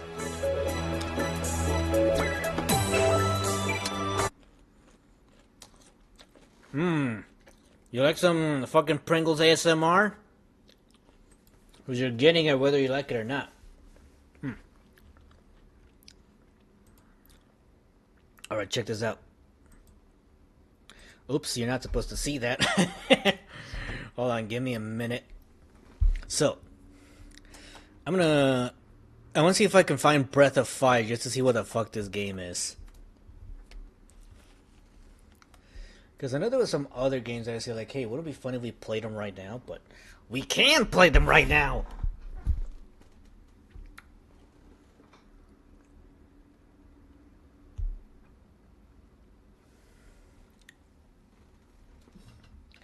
Just give it a minute. I'm gonna crunch my Pringles right at your fucking face like this.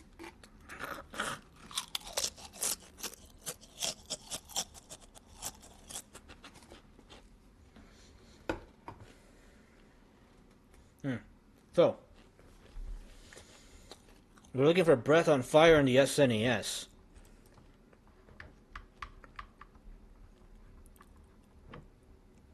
It has to be somewhere in here, right?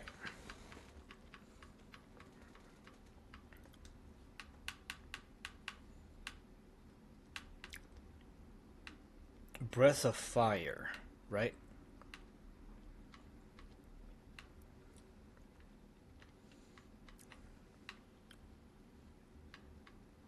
Brawl Brothers.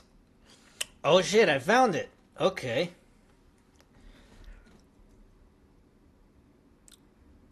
I don't think the audio's coming through though. That's gonna be a problem because I just had this checked. Fuck. Hold on. Just gotta wait till some audio shows up. I don't think we're getting the audio that we're looking for.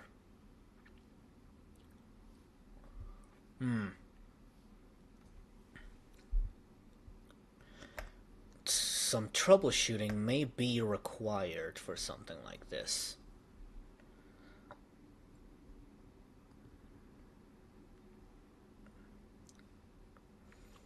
I know we had a device. Let me see if I can turn on the device manager. Breath of Fire is a fishing game. The regular parts are mid. Really? Hold on. Let me see if I can get the audio working. I have some troubleshooting that I need to do real quick.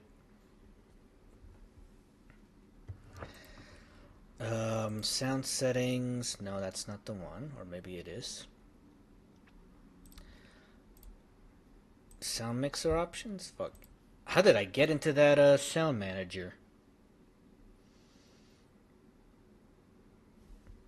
Sound.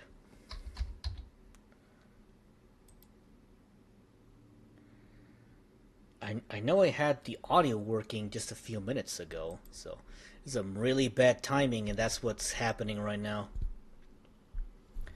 Sound control panel, maybe? Yeah, this is what it is. Okay. What's wrong with you right now? So let me just restart this. No, it doesn't seem like I'm getting what I'm looking for. How about you? I don't hear anything. I got it to work last time. Fishing in the Breath of Fire series involves locating fishing spots using rods and bait and catching various types of fish for items and equipment. Oh, so is this a case where it's like this weird RPG where the little fishing minigame is like so essential for progressing that it kind of like surpasses the actual RPG aspect of the game? If that's what you're telling me.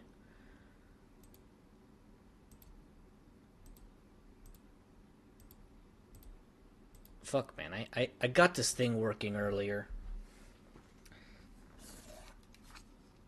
do like troubleshoot.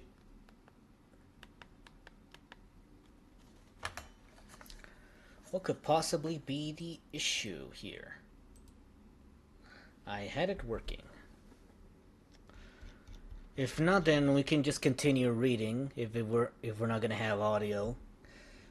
Cause well, we're not exactly here for Breath of Fire, so let's just go back to our regularly scheduled program of reading these magazines. That's unfortunate, but okay, so we're back where we were before. I'm sure I'll get this thing to work next time. If you play black bass fishing, you get more views. Zelda and Game Boy had fishing too. You know, if the only way I want to get into fishing is micro fishing, just because I want to get myself a Mad Tom catfish into my aquarium. But the hard part is finding anywhere where I can find a Mad Tom catfish. Okay, so what were these guys talking about? With the power to transform into fearsome monsters, stand poised to destroy itself for a goddess who will grant their every wish. One hero must find 6 keys to banish her forever. His dangerous quest is called Breath of Fire. Should he attack with a band of 8 valiant warriors, or should he pull up with asbestos underwear and get set forth alone, knowing his next step may be his last? Will our hero survive? Only you will hold the answer. You think this is just a game? Arr! One false move in your history. Toast. End of story. Game over. 34 3/4 battle perspective animated monsters. Now you're playing with fire. Wow. This is the hottest shit I've ever heard.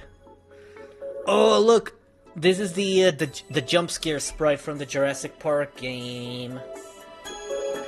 This is a classic, actual scream shot. You're doing like this Doom-like map in the dark, in this lab in the Jurassic Park game, and then you have to you just get jump scared by the raptor. It's great. Oh, sorry, the paper's still buffering.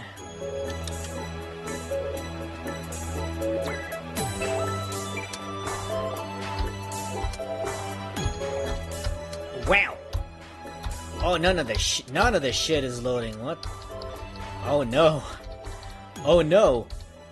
The magazine is buffering. How could this happen? Oh no! What if I do this? Oh no! Now I'm just getting exposed in front of everyone. Uh-oh. Is my internet shitting itself right now? What the fuck is happening? Well, I guess we'll just have to pivot if something doesn't work, huh? You want to read Hustlers on YouTube? Isn't Hustlers a porn magazine, though? I know. I've heard about Hustler being a porn magazine because I watched Family Guy. But yeah, no. Here's one of my favorite magazines of all time. This is the Halo Reach magazine from around 2009. No, this is February 2010. Because Halo Reach released in September 2010, so it's like 8 months prior to the game's release. This thing was the coolest thing ever. So this was during the Xbox 360, PlayStation 3 era of gaming. Dark Void, fly anywhere, fight everywhere. It is first fully 3D action shooter, seamless 360 aerial and on-foot adrenaline-fueled combat. Guess that one didn't go anywhere because I never heard of this game before. But yeah, here's the Halo Reach page that got me really excited for this game. The planet of Reach will fall and you'll be there to see it. Check out our exclusive look at Bungie's stunning new prequel by Matt Miller. Oh yeah, and this is the same time when Bayonetta was coming out alongside Tatsunoko vs. Capcom. Good stuff, I'd say.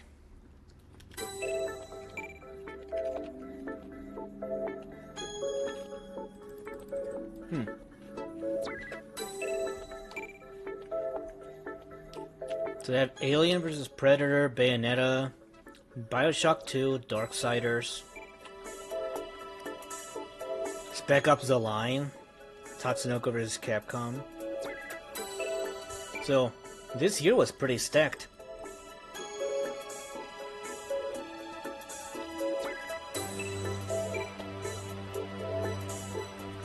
Something about a Half-Life 2 on this one.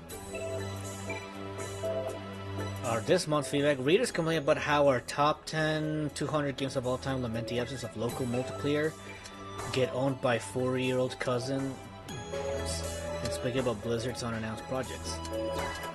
When I opened my mailbox, I saw my favorite crowbar-wielding hero staring me in the face as the cover story. I really tore open the magazine in my car as soon Valve finally announced Half-Life 3.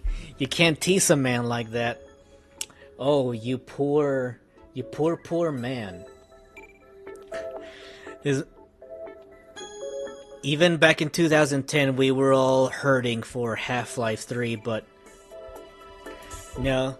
Sorry everyone, we didn't mean to get anyone's hopes up. Suddenly this isn't a picture of Half-Life 3 era Gordon Freeman. It's a piece of Half-Life 2 concept art for the character Valve provided to commemorate for the games placed on our top 200 games of all time list.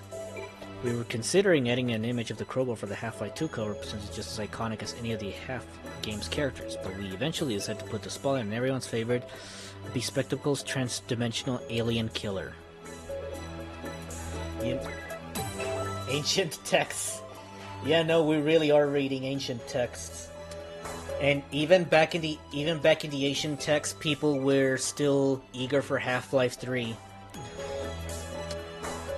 And just as we are now, at least, it's sort of a numbing pain nowadays. It's like, we want Half-Life 3, but our hopes are really, really low right now. But, you know what? I kind of want to hop some pages to see if I can look at the top 200 games of all time, because... Hold on, what if I... Hold on, give me a minute. So, do you guys want to read up on the top 200 games of all time according to Game Informer? So we can all get heated up about people's opinions? Okay, some weird gym shit. What is this down here? What is this Homestuck looking ass down here? This is some kind of art, right? It's a kind of art. Fan art. Entries? Yeah, that's probably the case.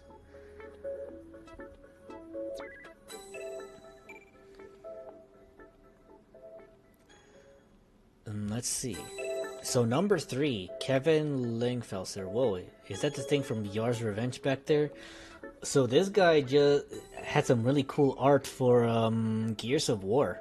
Cool. And there's an anonymous mask on Ezio from Assassin's Creed. And then there's Kratos, prior to becoming the God of War. Kratos is the God of unlikely jumps. Okay, so that's the context. Too bad they don't teach Thai kickboxing in Spartan school, and it's Sagat kneeing a Halo Spartan in the gut. I can't take that kind of disrespect to my favorite franchise, Halo. Still doesn't really answer what the hell this was here. Okay, Jeff Markiovan and Ben Reeves get some hands-on time for a Splinter Cell courtesy. Oh, no, it's the other one. Megan in digital form is an undead bride. Zombie girlfriend charity pack for Pocket Zombie on the iPhone. Oh, it's like some weird mobile game that nobody remembers. Got it. Okay. More ancient texts about Half-Life 3. God, that sounds agonizing to think about. We're still waiting for Half-Life 3, but the pain was very real even back in 2010. How long for Half-Life? Everyone wants to know when the next installment for Valve's Half-Life is coming out, but answering the question is easy. Loose Talk has learned there won't be any game from the franchise in 2010. Will it come? It's still unknown. Will it be Half-Life 2 Episode 3, or will it be a full Half-Life 1 Half-Life 3 Episode later? We suspect that it might be a few years.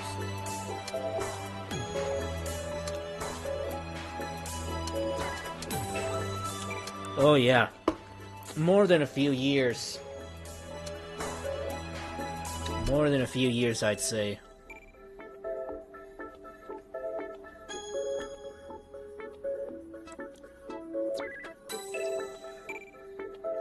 Some NHL, nobody gives a fuck about EA Sports. Only normies care about EA Sports bullshit.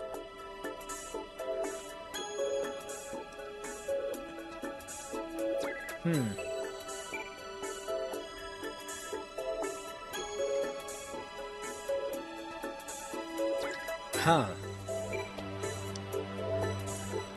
So, I can't tell if this is an actual game or if this is some kind of concept art, but I guess back then somebody wanted to make this silent film inspired aesthetic for a platformer.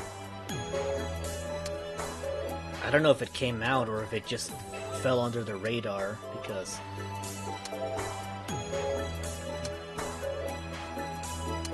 there's not much to say about it, I guess. Oh, it's called The Misadventures of PB Winterbottom. That's what the game is called.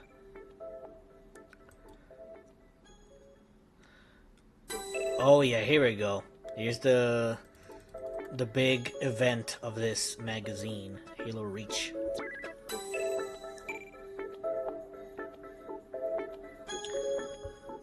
Primetime showstoppers at Spike TV's VGA shows off big titles.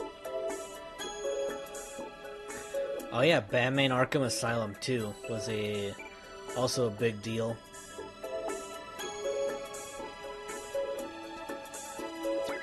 DJ Hero.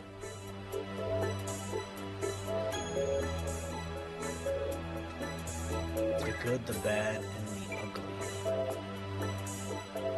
Something about Call of Duty?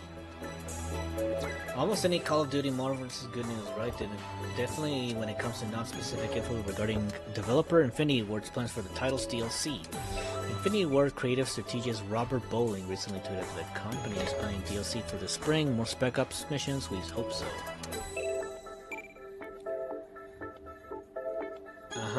Mercs Inc. Sony think a lot of these about charging a fee for some undefined premium content on its PlayStation Network. While company bigwig Kaz Hirai also promised that multiplayer online games will remain free if there's a premium option, Sony's current lack of a monthly fee is a necessary distinguishing characteristic from Microsoft.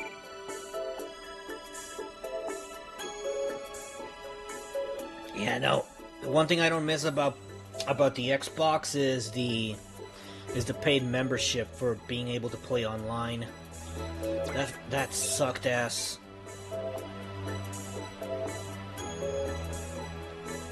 Because at least like in PC and PlayStation 3, you could just play online for free. And even like Nintendo Wii U had free online multiplayer.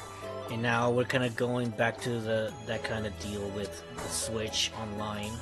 And the online isn't even very good. Just look at the Smash Ultimate netcode. Oh shit, here you go. Top 50 games of 2009, which includes Resident Evil 5 and Brutal Legend, and Punch-Out by the looks of it. Skate 2. I've heard a lot about Skate 2. I hear Skate 2 was good. Sometimes the best is to get better skating through San Vanolona, skating through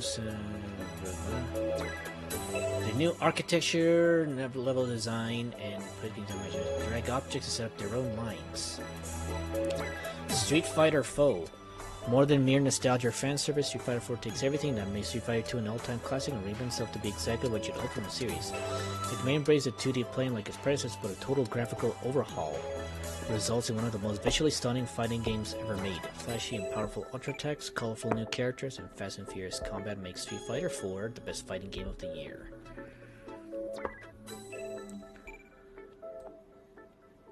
Killzone 2. Oh shit, Dawn of War 2. I just finished Dawn of War 2 this week. I love that game.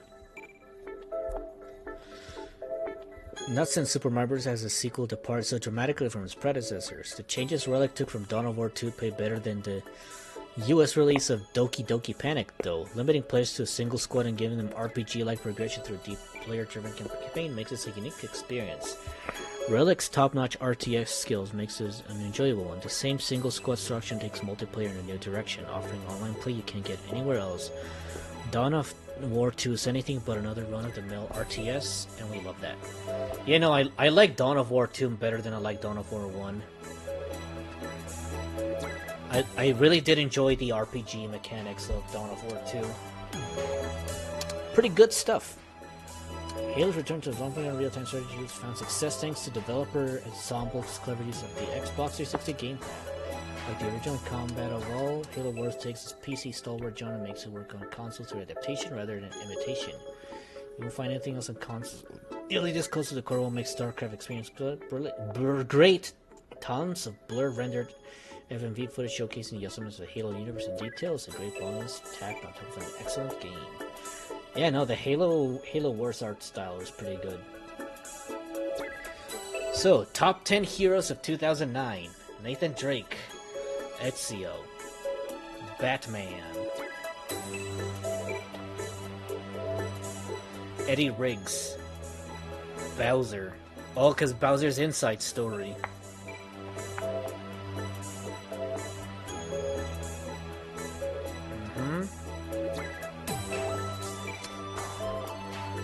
Yeah, again, 2010 was pretty 2009 was pretty stacked too. Oh shit, Detective Isaac Washington. Foul-mouthed, uncompromising, and hard drinking. Unceasingly funny, Isaac Washington keeps everything grounded when the world is going crazy all around him. With tongue set firmly in cheek, Washington is a stereotypical career cop who can't finish a sentence without a few expletives thrown in for color. He keeps the action going and never fails to say what the player's saying when the zombie outbreak gets out of hand. Detective Isaac, make him mad and he will rip your balls off. I'm gonna rip your fucking balls off!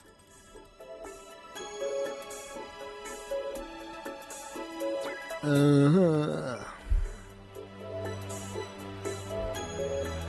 yeah, look, there's the Spartan Squad moment from Halo Wars.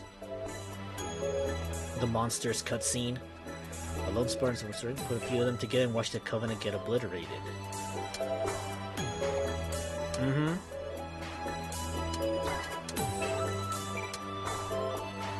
The Sims 3 Punch-Out! Fans for the classic boxing series is a perfect blend of fun old-school gameplay with its new game challenges and snazzy graphics and enhanced strategy. Aside from Mike Tyson, all the iconic challengers from years past show up and to give Little Mac a beatdown in their own silly way.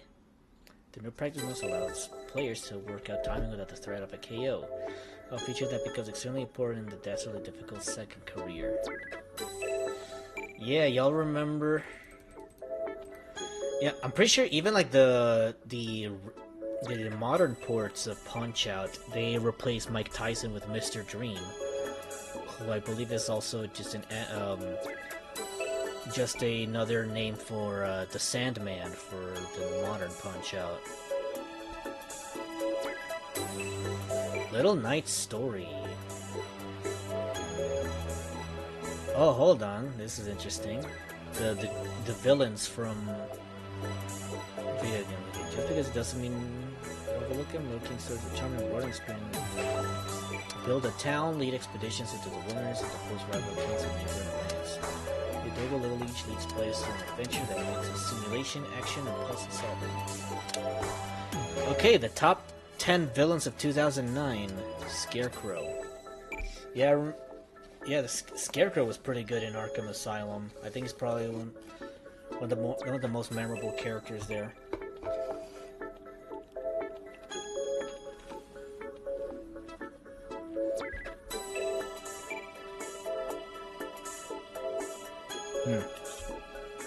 Joker's embarrassingly bad finale all the whole time for being number 1. You know what? That I understand, because all that lead up and you kind of get like this very mediocre boss fight where Joker turns himself into this giant steroid monster. If any of you remember that. What I'm interested in, like, why does the Spitter from Left 4 Dead 2 get a top 10 villain spot?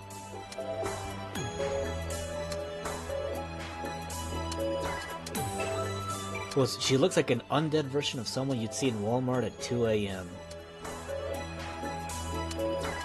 Oh shit, here you go. Halo 3 ODST and Bowser's Inside Story. And there's Scribblenauts is there too. This gotta be their first one, right? Many consider this entry the best in the trilogy. Off-out dialogue returned to the villain Fawful and an over-the-top Bowser on the loose. The essence of Master Chief isn't the only twist players can experience on Bungie's latest offering. Odyssey trades a linear level design of previous installments for the more considered ranking of New Mombasa, spice things up with a darker tone, and gameplay mechanics and a more personal story.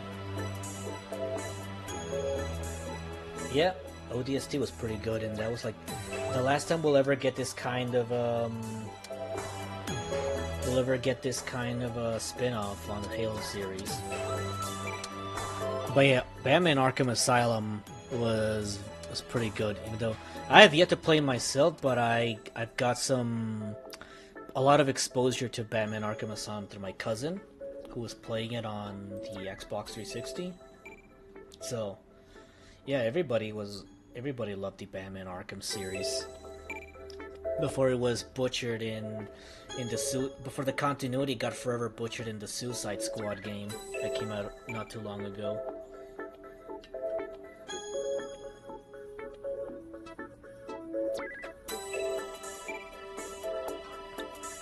The best Batman game ever made, this man says.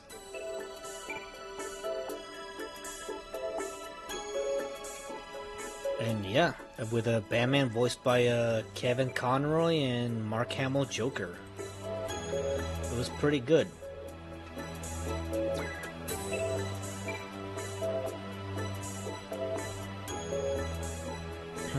What is there to look at over here? Demon Souls. Isn't Demon Souls like a predecessor to Dark Souls? I might be wrong though, so let's look into it. Who developed Demon Souls? Not like the issue when execute screaming matches. The frequent defeats are painful, but they make the highest eventual conquest practically heavenly unique. Multiplayer ability stop drop notes for other players to help an imposing atmosphere of doom where death lingers around every virtual corner. Okay, so this is like the predecessor to Dark Souls. Just based on the description alone, you can tell that it's a Souls-like.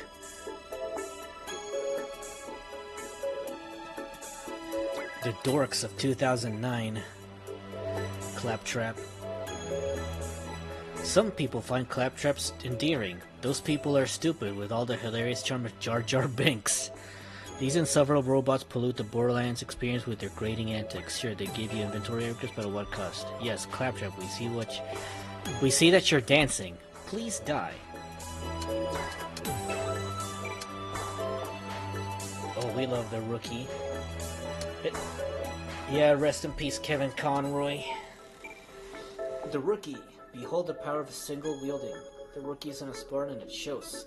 He spends most of the ODST reliving other soldiers' awesome moments, like, wow, my sniper buddy sure did some cool stuff before he disappeared. Oh well, for me to show up 6 hours too late somewhere else. Oh, poor rookie. He was such a likable protagonist until they just killed him off in a book off screen. So like nobody knows what happened to it unless you read the book.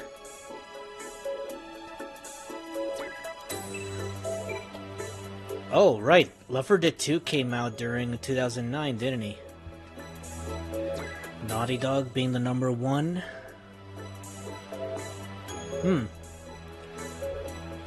Oh yeah, Left 4 Dead 2. This one. You ever know how far you'll make it to with just a chainsaw and a grenade launcher? Left 4 Dead 2 as your answer. Everything is about Valve's sequel to last year's intense called FPS Amplified, with gratuitous gore, tons of melee weapons, and intensified finales, and even more zombies. If you think the sequel came too soon, then you haven't cracked a clown zombie in the face with a cricket bat while protecting a lawn gnome. Claptrap from Donkey Kong Country is better. You know, if I could get some of the emulations to work, I'd be down to play some Donkey Kong Country for a little bit, just to take a break from reading.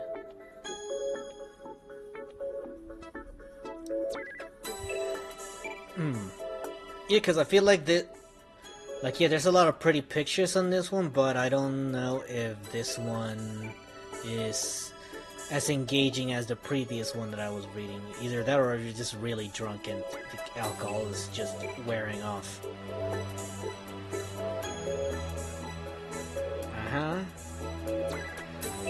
Glory of Heracles, Stand Among Heroes for the Nintendo DS. So this is some kind of some kind of RPG starring mythological figures by the looks. You know what's funny? I could probably like download that really quick and just give it a try, but I don't know, cause I have to like reset a lot of the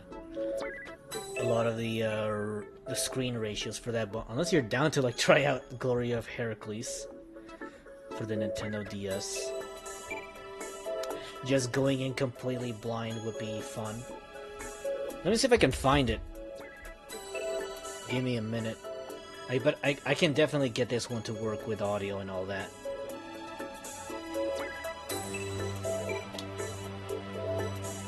So like, what is this game right here for the DS? Glory Days. Oh, here it is.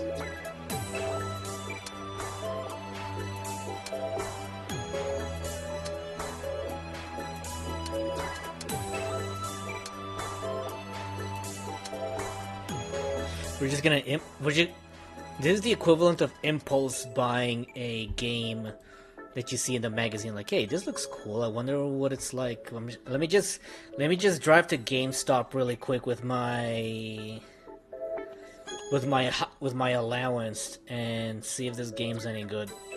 It still would have been a better choice than buying Spore Hero Arena back when I was a kid, because that game sucked ass.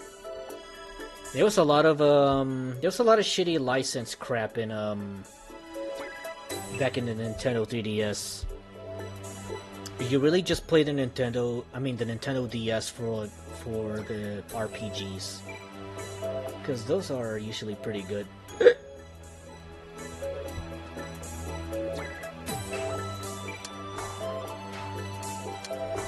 Okay. Let's get some Impulse play. Impulse emulators. Exactly. Let's just impulsively emulate this game real quick and see what it's about. Alright, shut up, Sonic. Let's open this baby up. Let's cut this baby open.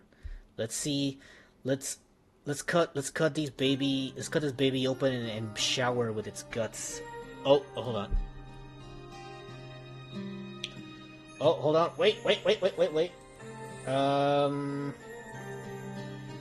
Oh shit, I'm like... Give me a minute? No, just give me a few seconds. That's all I need. I need to relaunch the game because this intro is kind of rad. So, let me just open this up and do this.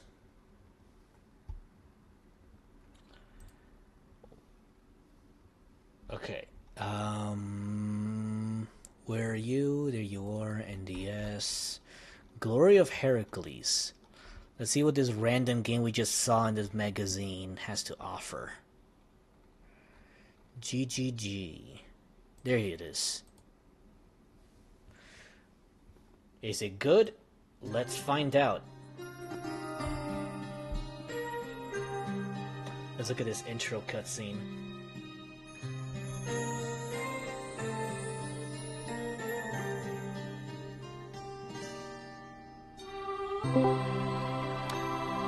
Hello.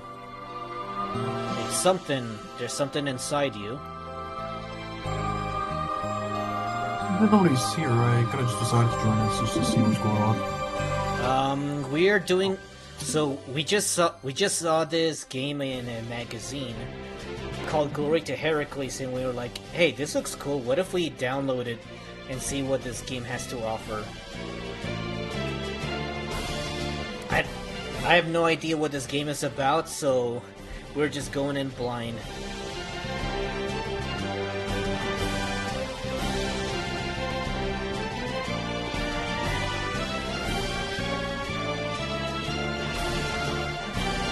His name is One Piece, and he's gonna king all the pirates.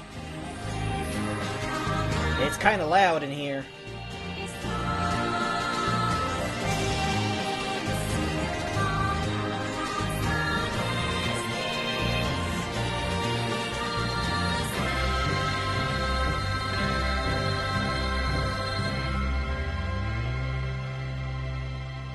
Yeah, that sure looks like a JRPG. It looks promising already with a cool animated intro. Yes, I agree. Also, how you doing, something? What you doing here? Have I cut your interests? Oh, wrong button.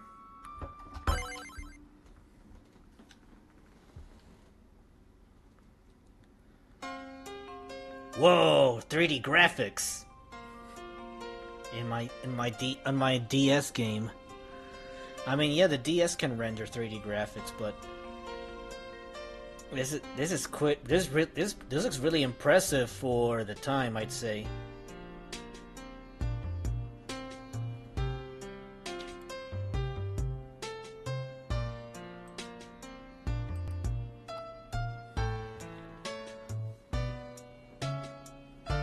But yeah, this is definitely some turn-based JRPG if I've ever seen one.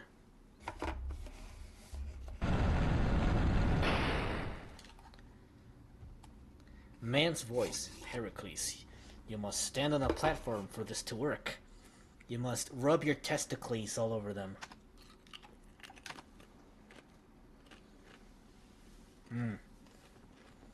Fucking Pringles. Good stuff right now. Pringles and whiskey, good combo. I'll tell you that.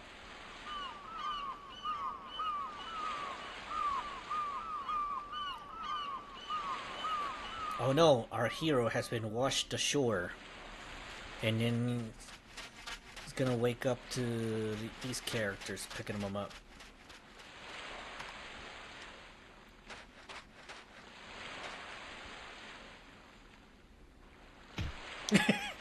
Kick him.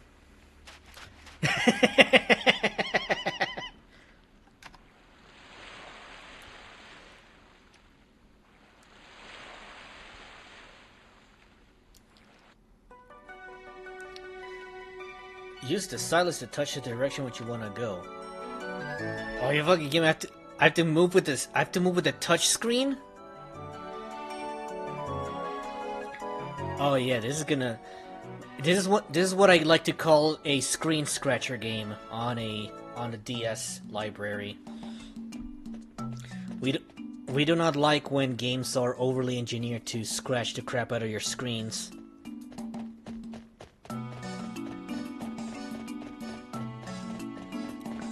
Give me back my sword!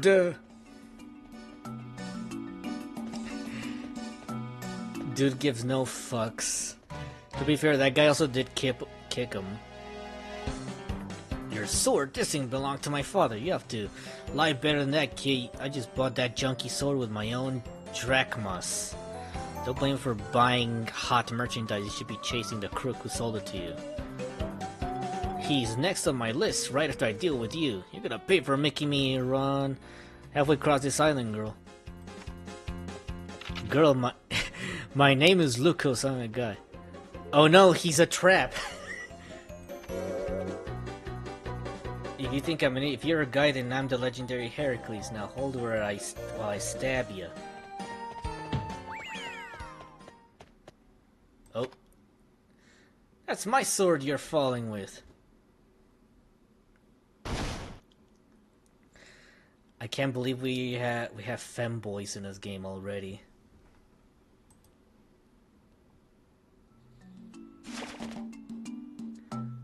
Some really nice animation, I gotta say.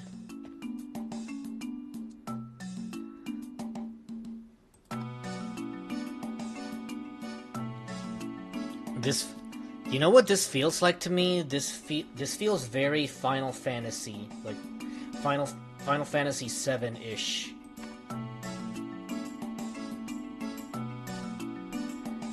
If there's one thing I learned from this immortal life, you can't argue with fate. Blame the gods. We're gonna kill the gods at some point because it's a JRPG. Every JRPG ends with killing a god. Rest in peace, stranger.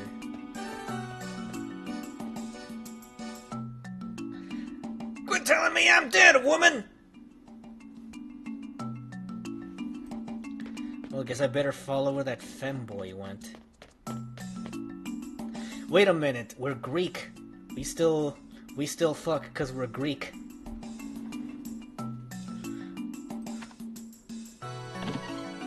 Give me your butthole!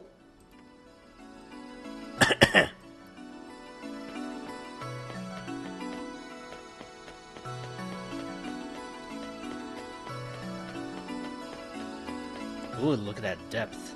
Okay, that's an inaccessible area right there. Here's the femboy.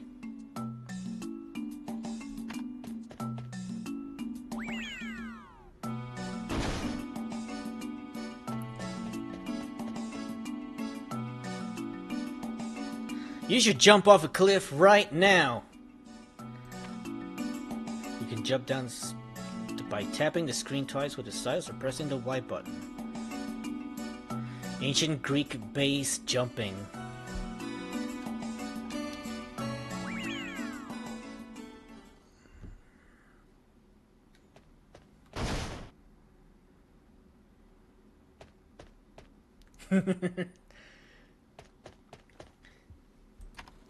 I left your dead body back there. Maybe it could be a zombie, maybe? You no way.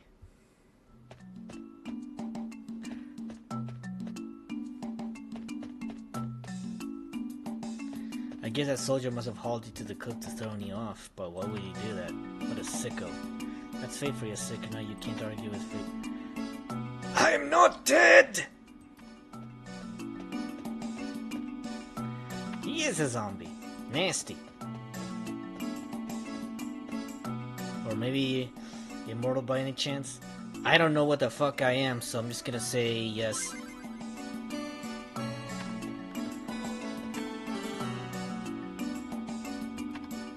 What's your name? Oh, no, you're not gonna let me pick out my name? I don't get to be Testicles?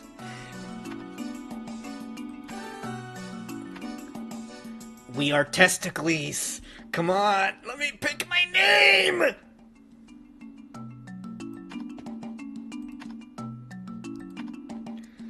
You can't just run into a fellow and just walk on by. Us meeting is fate. You can't argue with fate.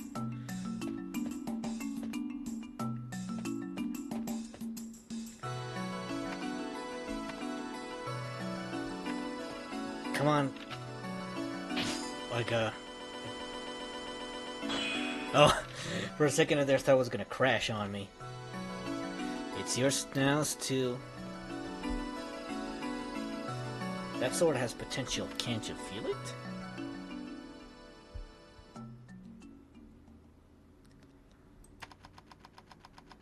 Oh, I guess I'm the silent protagonist that somehow has all the charisma in the world.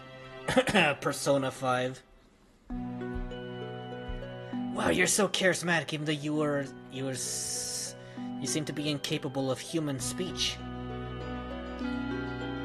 Burning skunks, so we're about to run into some monsters.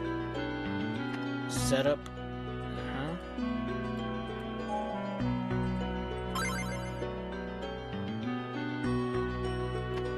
Is he ready for battle? The main character. Lucas.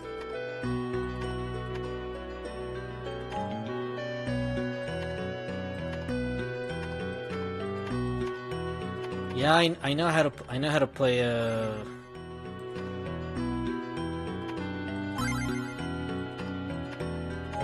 Okay, tutorial.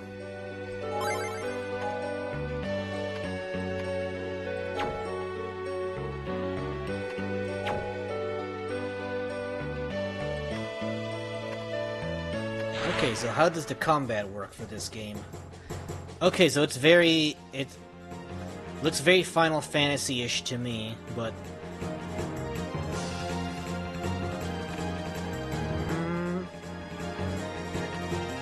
Okay, so not exactly, because there's a little bit of grid-based systems in this game. Come on, touch the AI button. Abilities, magic equipment. I know how to play RPGs. Yeah.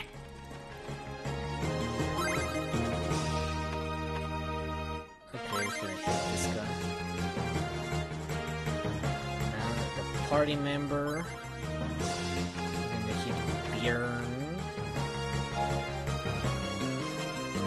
Category selection.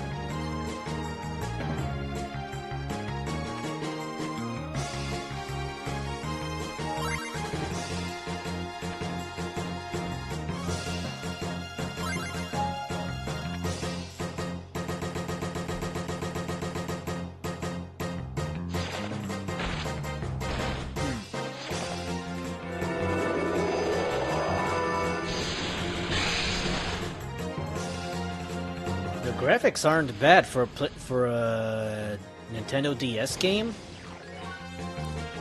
Again, because it's an RPG, I would not play this extensively unless it's on my own time. Just because the slow and grindy nature of RPGs doesn't make for a very interesting streaming. So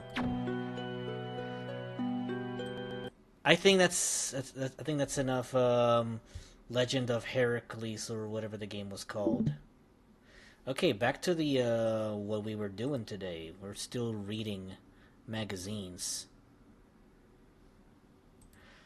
Hey, something, are you still there?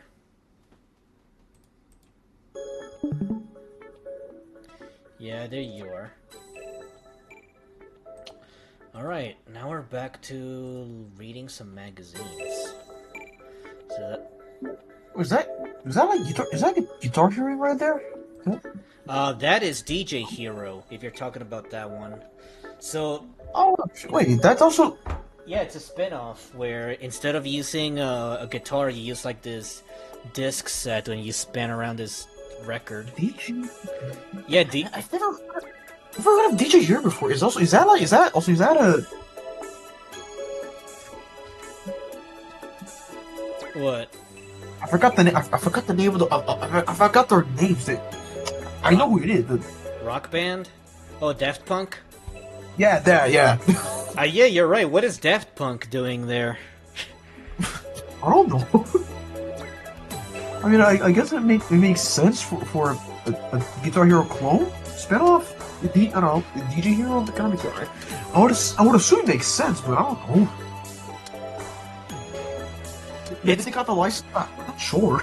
It's gotten weirder. There used to be Guitar Hero Live for the Wii U, where you used a guitar controller to play Skrillex. Huh. It has gotten weirder than this. Okay, so some product placement for some. This whole magazine is all product placement, but like this is specifically product placement for other nifty little gadgets that you could buy. Cameras, the Nikon D3000. Is that? Huh? Is that it? I'm trying to. What is this? Oh, here we go. The main event. Before the beginning, in 2552, the planet reaches humanity's best hope of victory over an overwhelming alien threat. And yet, if you know anything about Halo Reach, is that everybody dies in Halo Reach. Yeah. It's canonically one of the biggest defeats in Halo canon. Yeah, I was gonna say if I remember something about the. I was gonna say something about the drowned or something, whatever they were called. The what? I was gonna say the drowned or whatever they were called. The Flood? Yeah. I don't know why I said the drowned because it said the flood. I was like, oh wait, the name is called the drowned because flood. But yeah, something about the flood. Were they from the? I know they're from Halo. Also. Were they from Halo? Yeah, the Flood are enemies from Halo, but they debuted in Halo Combat Evolved. This game canonically takes place right before Halo 1. Oh. But yeah, look at how cool the characters are. Look at the armor design. Yeah. Awesome. It's got me so hyped to play this game when it got announced. And it even shows you the difference, like how the characters and guns look in this game. Like, see the grunt over here. Compared to Halo 3 and Reach, the Halo 3 Marine, and then there's the assault rifle. Oh yeah, you can tell this is some of the beta. This is the beta version of Halo Reach because it uses the yellow UI instead of blue. But also, is that information like censored? Yeah, so this piece is censored. I imagine that this. I'm just saying because of like no spoilers or something. No, this is probably for like some developer values, or like maybe an account name. But yeah, because this is still this is still an image back when the game was still in development. You can tell just because of the UI.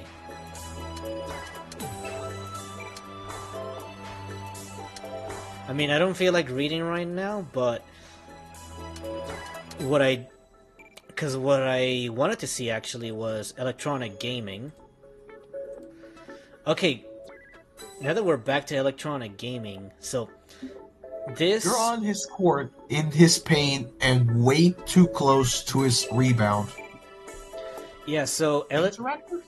So electronic gaming is this particular magazine is from 1994, back when Mortal Kombat 2 was barely getting ported to consoles.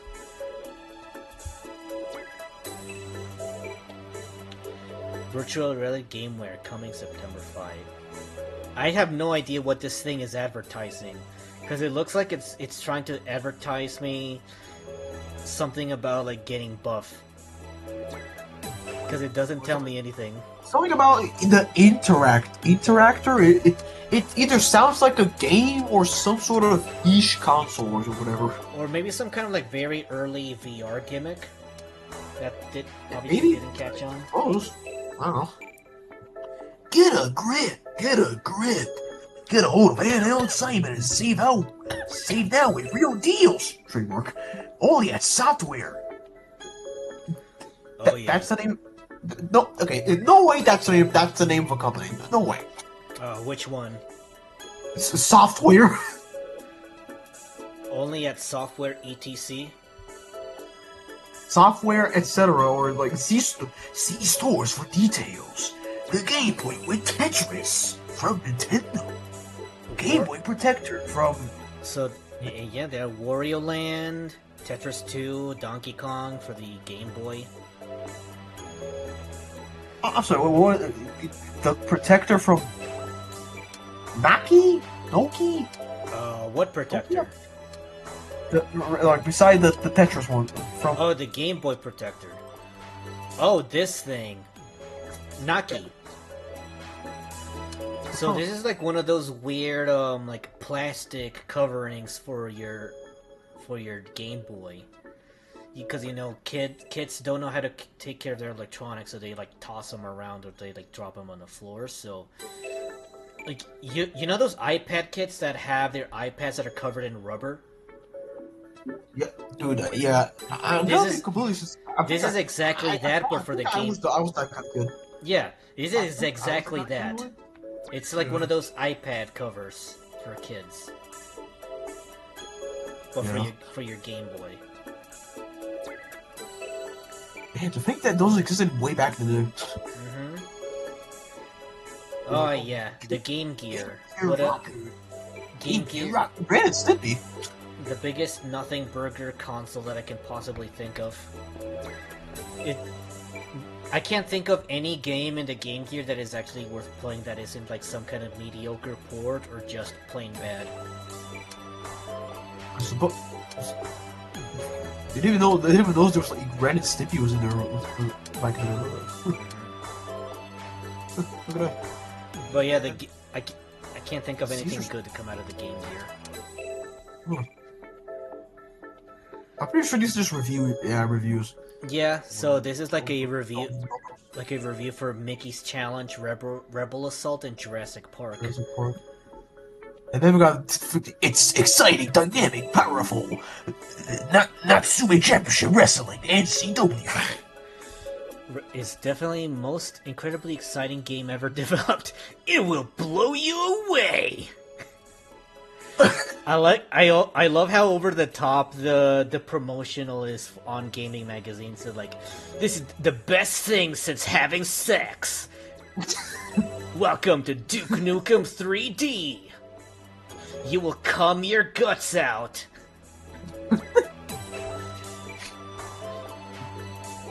You can't get too much of a good thing. What is this? I don't even know what they're advertising here. It's just like all I'm seeing behind is just clown vomit. Yeah, emulation bugs, whatever. The manual blast. Okay, here you go. Beginning July 19th, 1994. Get a double dose of the good stuff every month. Okay, so this is just a promotional to like buy more magazines. Electronic Gaming Monthly Squared? Yeah. This is the electronic gaming magazine that we're reading right now. And right now it's promoting the Mortal Kombat 2 strategy guide. Because again, like, Mortal Kombat 2 was the shit when it came out in 1994, so... No, yeah, I see it. No, I think I can see it, yeah. Also, special Mortal Kombat 3, whatever. Don't just read the box scores, because... Scars them. Don't... No. What if you read it like this? Don't just box scores. Read the cause them. Because these two are different pages. Don't open Dead Inside. Don't open Dead Inside. Okay, this is interesting. Top 10 arcade to home translations. So like arcade to console ports. Number 1. Super Street Fighter 2. Number 2, NBA Jam. Dragon Slayer. Mortal Kombat for the Sega CD. Virtua Racing for Sega Genesis. Saturday Night Slam Masters for the SNES. Final Fight for the Sega CD. Aero Blasters for the... I don't know what that one is. And the Duo. Sunset Rider for the Konami. SNES. And then Samurai Showdown. for the Neo Geo. The Neo Geo. Okay, what is this? Reader's Top 10. Here's top 10. The phones have been ringing off the hook since we ran that pick of Mortal Kombat 2 for the Genesis last month. Now there are 8 pages in this issue dedicated to the awesome game for your system of choice. Be sure to check them out. I like how there's like fighting games and then there's Aladdin for the Sega Genesis. Both of them are Mortal Kombat. One for the Genesis and the other for the arcade. Yeah, no, like Mortal Kombat 2 is taking 2 spots. Is that even allowed? Even if they are different systems? Mortal Kombat 2, the game people have been waiting for, is here. Yeah, because otherwise you're gonna... no, because like otherwise it could have been like Mortal Kombat 2 for the Genesis, Mortal Kombat 2 Arcade, Mortal Kombat 2 for the SNES, Mortal Kombat 2 for the Atari Jaguar, or some bullshit. Street Fighter 2, the original Street Fighter 2 is still kicking like high karate. What does that even mean? What does that even mean? I'm not High sure. Karate, of course. It would take more than a wish to save Jasmine. The blue blur with an attitude speaks at a 5th pace, Sonic 3. Chun-Li and Sagat plays this friendly game of catch. Still holding players' interest until Jedi is released. I guess they're talking about the Return of the Jedi? Oh look, Star Fox! Maybe reloading once again. Taking attack formation in the heat of battle. Yeah, no... Hold on a fucking minute, hold on. 1, 2, 3... Three of these are just fucking Street Fighter. Huh? There's more Street Fighter in this top 10 list than there's Mortal Kombat. Damn. Again, like fighting games were the rage back in the 90s.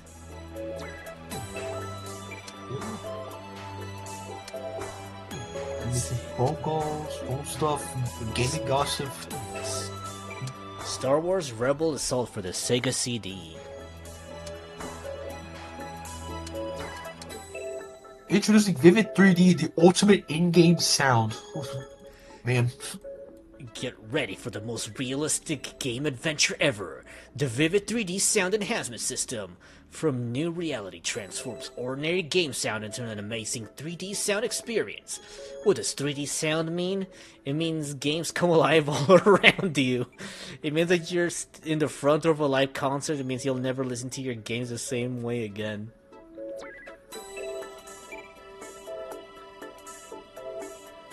Way back in the day, way before, like, what, 4D audio or something? Whatever. Yeah, like, again, like, so many of these advertisements here are like, oh, the gaming experience so good you're gonna cum your nuts off. It's so good that your balls are gonna become purple or something like that. Yeah, like, this is just nothing but hype. They're just hyping everything up. If you've played one NBA full team, full court, all-star, stat pack, foul calling, regulation basketball game, what is this? It's just a basketball. I guess they're that popular in the gaming scene just for this. If there's something I know about the universe, that there will always be normies that like to play sports games. I don't fucking get it, but normies will play sports games forever, and they'll buy the same shit over and over from EA, even when EA is like dumping their feces into their face and calling it. So hang on a minute. I'm sorry. Princess Maker 3? There's a trilogy? If they've gotten this far to make a trilogy, I'm impressed. Princess Maker. I mean, I guess the female demographic was very interested in princesses back in the day. I don't know. What even is Princess Maker? Let me Google that real quick. I would assume it's a character make. It's some kind of character creator. I would assume. I think maybe. Probably is. It's weird because it has like stats and everything, so it's kind of like an RPG.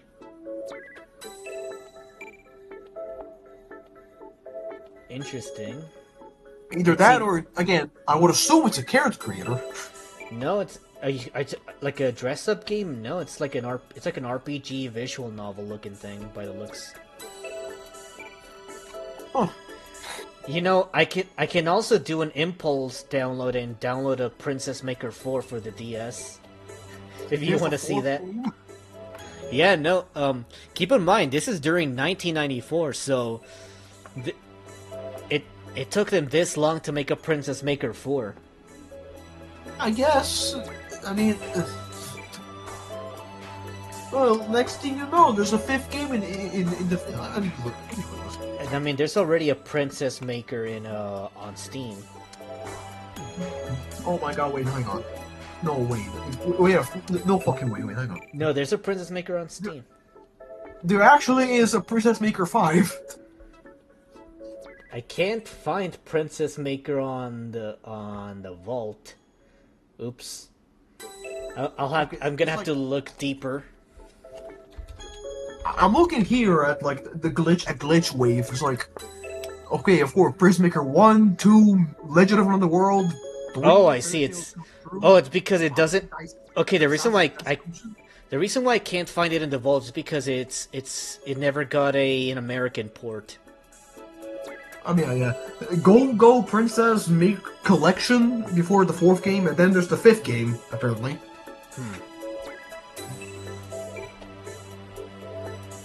There's a 5th game. Anyways, let's next page. Oh, look at the art for this one. An RPG called Popolocloi story due in 95.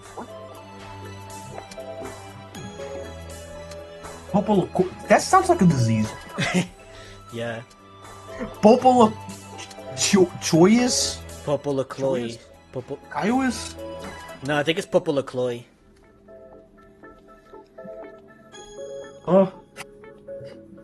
Wacky race driving fun with Bolly Circus BP! What? Where are you? Oh, this one. Yeah, no, that sure's a wacky looking car.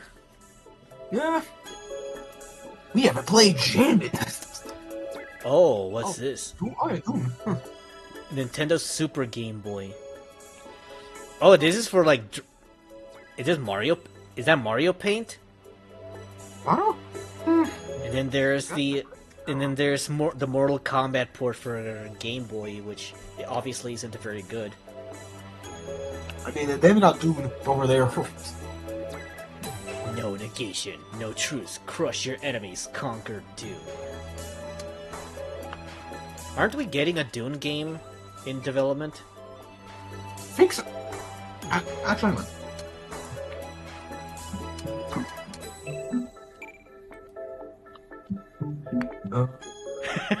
How interested in open world? I mean, I don't care. Look, I don't care about AI bullshit, but it says here, Dune Awakening is already available on PC. If you wish hard enough, good things will happen. Like this fucking baseball that's about to crash through your window and hit your face at terminal velocity and denting your... I sure wish someone would make a real baseball game and then a ball going at Mach fucking makes a hole on your head. Yeah, it's just gonna sever your spinal cord. Coming at you this baseball season. This Put that on the kill count. This is moments before disaster. Put that on the kill count. Slay the dragon or you're fired, King of Dragons. Oh wait, I've played... Is that... No, that just sounds like something that just happened on a regular show. I played this in Retrocave before. I played the arcade version of it, but I guess it also has an SNES port. Huh. Again, slay the dragon or you're fired. That just sounds like something regular show would. Rigby! Mordecai! You need to slay that dragon right now or you're fired! Dude, Benson's gonna be so pissed. It's just. Also, what is this game over there here? Like, damage. No, what is this?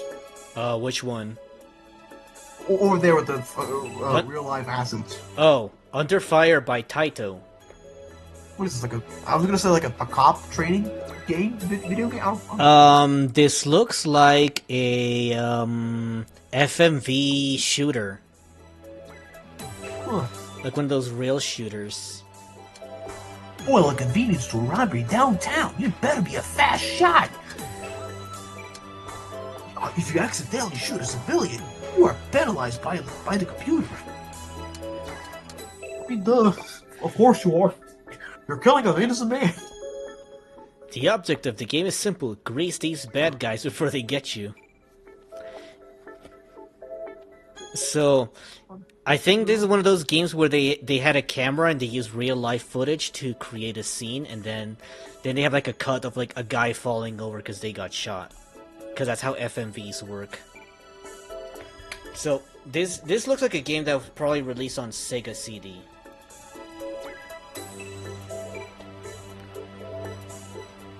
Okay, so here's some more Asian exclusives that we don't have access to because they were never localized. Oh yeah, Kamen Rider. Oh, yeah. Kamen Rider. I think I've seen a couple episodes of like one of the many renditions of Kamen Rider. One of them.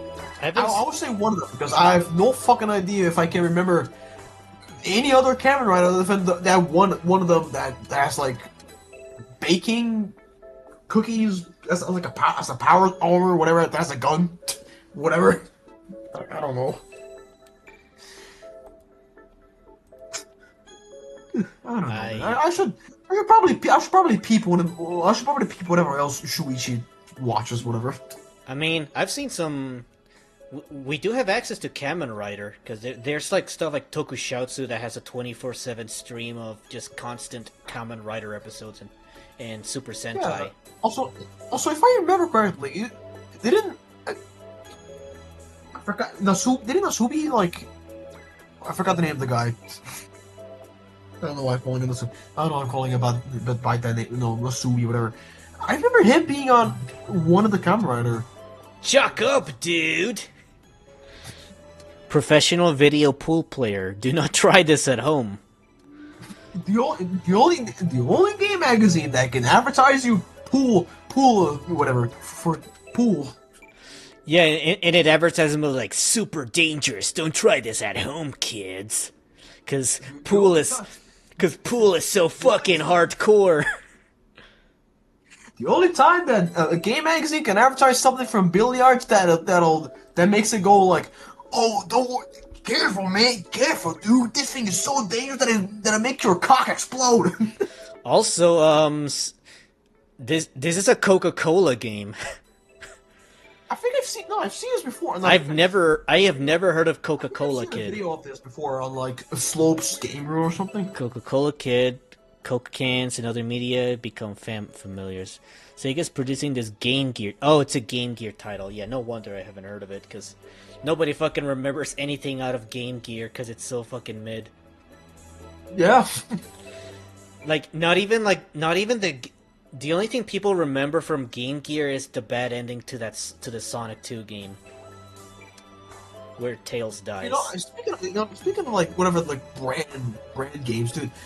You know, Coca-Cola has it's like they had an opportunity to make a Coca-Cola man, you know, to rival Pepsi, but like they never did that. I mean, isn't Santa Claus technically a Coca-Cola mascot? I mean, I don't know. What about the polar bear? Oh, maybe. I don't know, man. I mean, maybe. I'm not sure. Either way, but then again, it's not as memorable as Pepsi, man. I mean, yeah, there's Puyo Puyo 2. Well, no, that's just regular Puyo Puyo for the Game Boy. Yeah. Let's see. Sailor Moon. Oh shit. Which game? The Mega Drive. Oh, I don't think I've played this one. I've played some Sailor Moon games, but unless this is kind of this is the same game that I might have played that also has an SNES port. But based on the character select screen, I have not played this game. I might, because I do like me some Sailor Moon. It's purely Japanese though, so I'm not gonna be able to read it. So, I'm just gonna be kicking ass and taking names with Sailor Moon and then asking questions later as to who I just killed. With the power of love.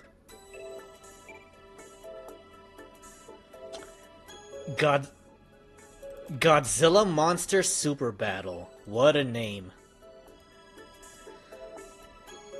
So I guess there's this Godzilla fighting game on the SNES.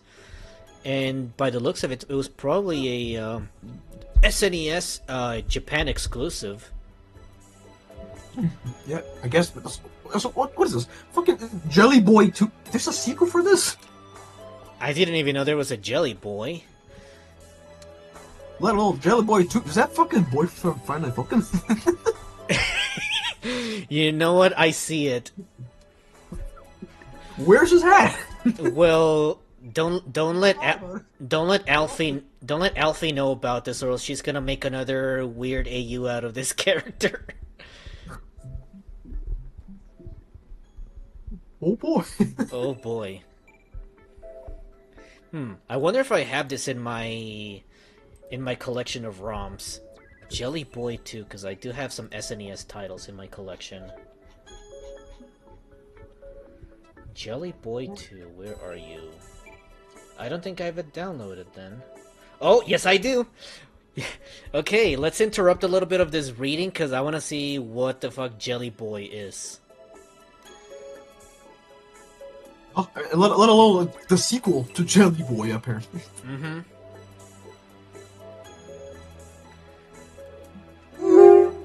Alright. Give me a moment to set things up.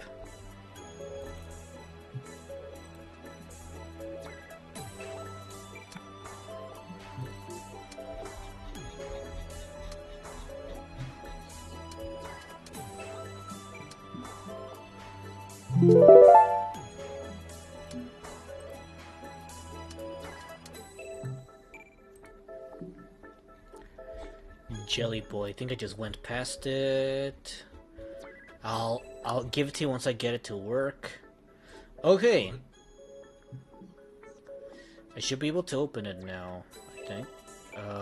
Let me switch windows for you so you can see it.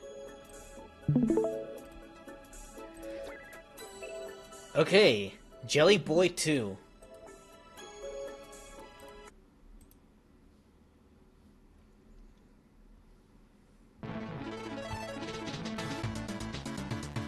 Jelly Boy 2. Oh, wrong controller. Uh-oh.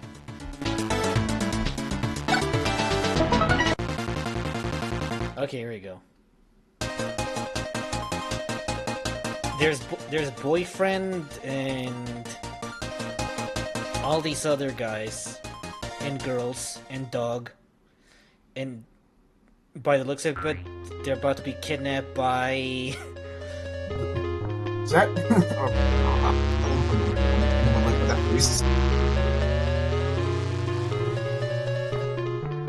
Oh shit, they got turned into slimes! Oh shit! They got slimified. Oh shit! Not the dog! Even the dog got slimed. Everybody got slimed. I guess now we know why it's called Jelly Boy. Yeah, cause they're boys made of jelly. No. All right, let's see if I can figure. Let's see if I can figure the controls in time. Okay. Yo, the movement is actually kind of smooth. What the fuck? This is not. It's not shit. Based on first impressions, the physics are pretty good. Holy shit! You can cling onto the ceiling and walls.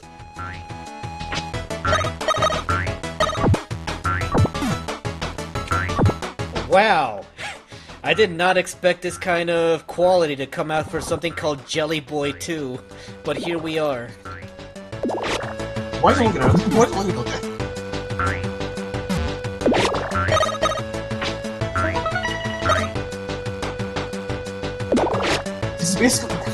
This is basically zoom over the game.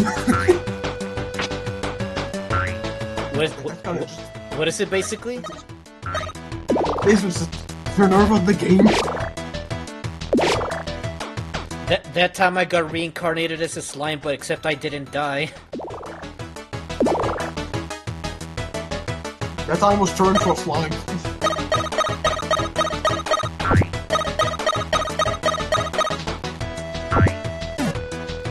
A weird man has turned me and my friends to slimes. Put that into an anime. They give like 3 seasons for that.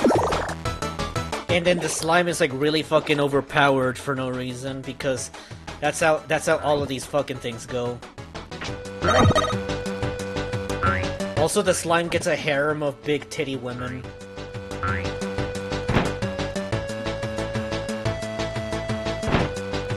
Yeah, that's just how it goes for Isekai. Wow.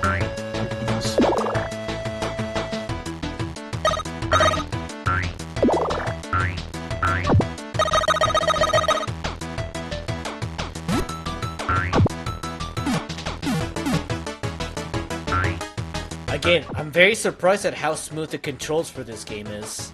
I did not expect this level of quality to come out of this.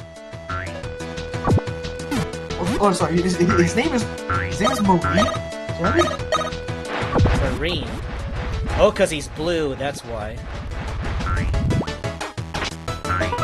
That's why he's named Marine.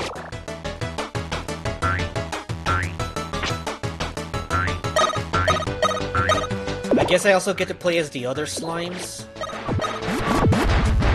Or either...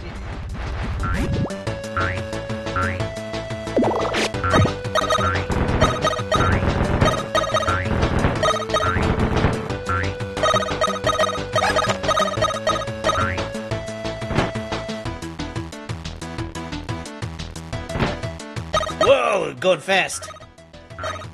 Oh, it's like a Donkey Kong kart section.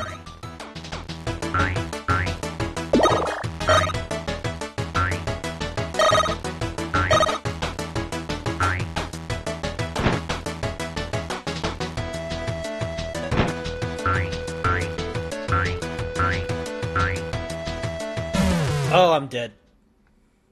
Oh, and then when I die, my soul turns back into a humanoid angel. The only escape from this slimish existence was death.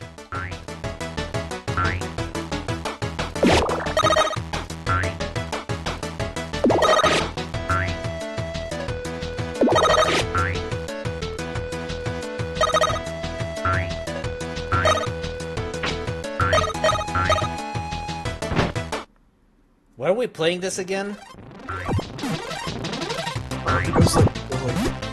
Oh yeah, cause we... The name sounds interesting. That was odd. Oh, is that Robin? I don't know, but I'm murdering this flute guy with his little blue mice army. I guess he is kind of the... I guess he might be based on the Piper. Because the Piper also controls rats.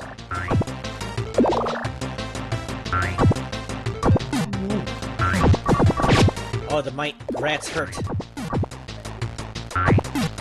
Rodents are bad for your health. Rodents are a health hazard.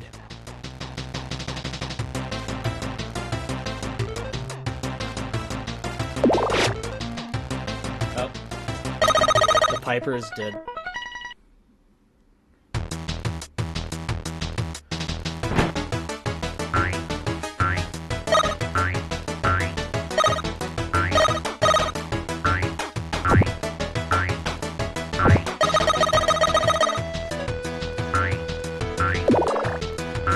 You know what this level design reminds me of?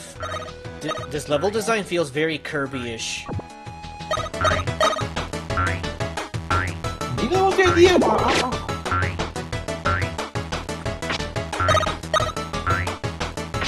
Kirby if he could cling onto the ceiling and walls. Oh shit, I like visibility. I'm over 3 hours. Visibility. Now I have become Death, the Destroyer of Worlds.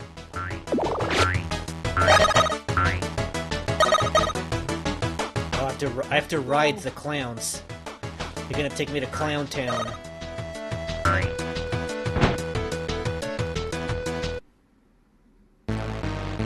Am I having fun? Well, that's gotta be the boss.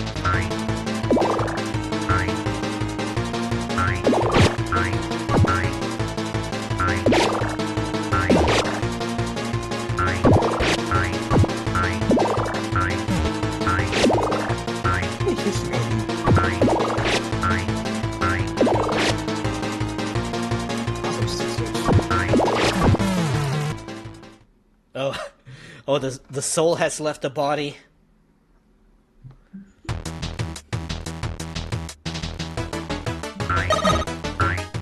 Once you go back to get like to grind a little bit of buildings? No, I just don't get hit, bro. Don't get hit. Yeah.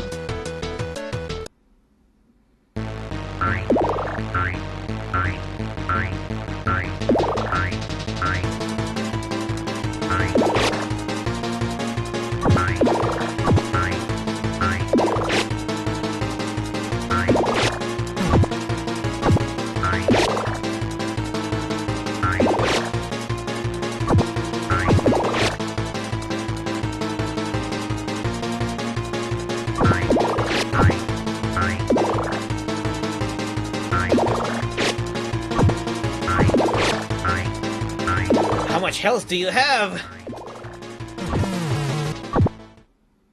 Well, it seems like around the double digits, maybe. This guy's dummy thick.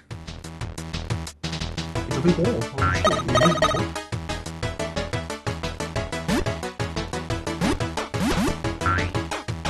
Okay, I guess I better get into Cuphead mode.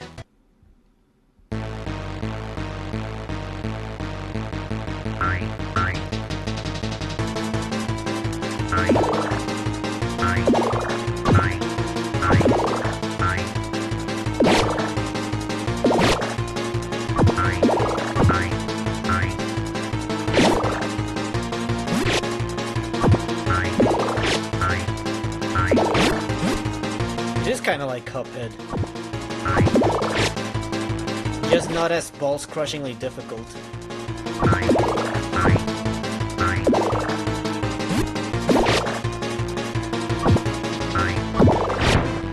Hey, got him. Okay, so it is 10 hits, I guess. You counted them? Yeah, I did. Oh, there you go, I got the green one. Yep.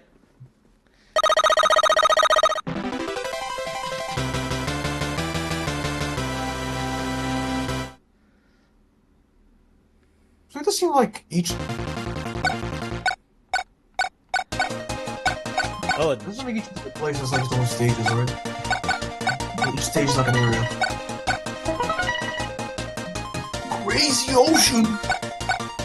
okay. So what does the green slime do? Is she statistically different from the blue slime? Oh. Oh, her little...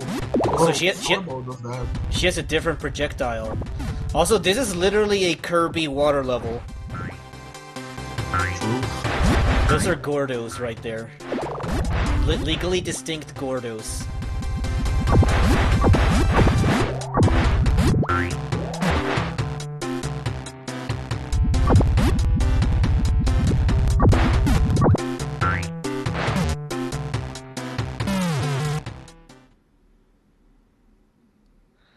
Wait, where's the ghost? Where'd it go? Where's the ghost? Okay, let's go back to Boyfriend. Let's go back to Friday Night Funkin' Boyfriend. The ghost wasn't even there. Where did it go? Because the green girl slime's projectile isn't very good. It makes a boomerang.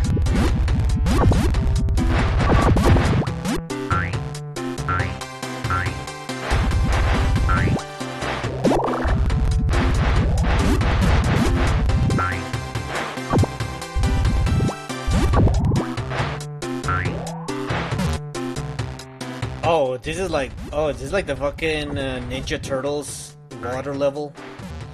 Oh, it is. It to be like super precise with your jumps, because if you touch the walls, you take damage. All right, I think I've had enough of Jelly Boy 2.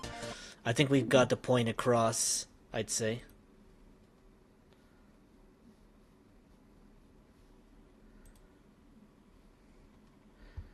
Okay, give me a second to recollect and shift back to the magazine.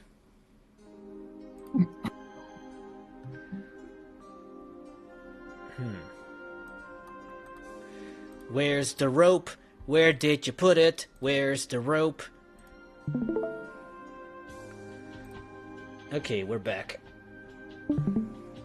We're back! A dinosaur story! Oh god, don't tell me I did it. I accidentally did not stream the fucking slime game. Okay, no, it did record. I was worried that I didn't. Okay, so that was Jelly Boy 2, sequel to one of the earlier SFC games, is finally here. Marin, the hero of the original game, puts an amusement park with 4 of his friends and his dog, who await them with the evil warlock from the original Jelly Boy, who transforms them all into blobs of jelly and scatters them all over the park.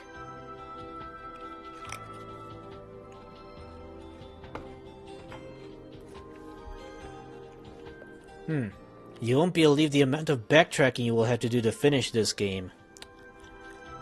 Ew, backtracking.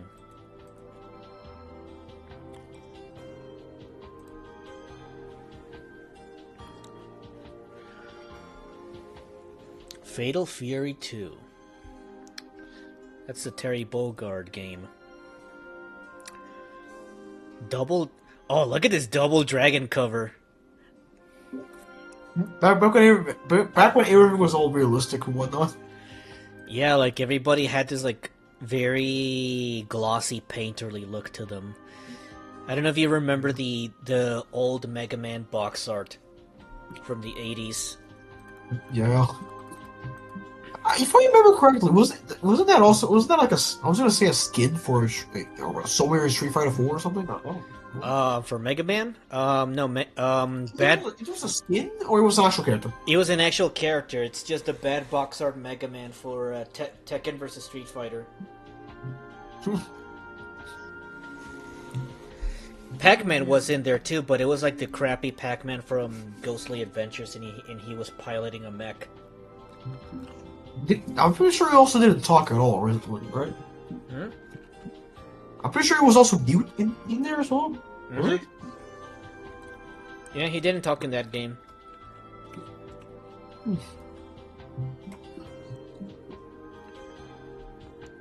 Wow. Those are some very crusty images. I can barely see the gameplay of these. Yeah, it's very bright, kind of. Yeah. Like, Western beat 'em up. I understand there was like the limitations at the time, though. Damn, what is this game? Tempest? You never heard of Tempest? I don't think I did. Tempest is like this weird, low poly space shooter. Yeah, the image this image looks trippy. Did you ever see Polybius? Like the creepypasta game? Yeah, I did. No, I did. The gameplay of Polybius was inspired by Tempest. Huh.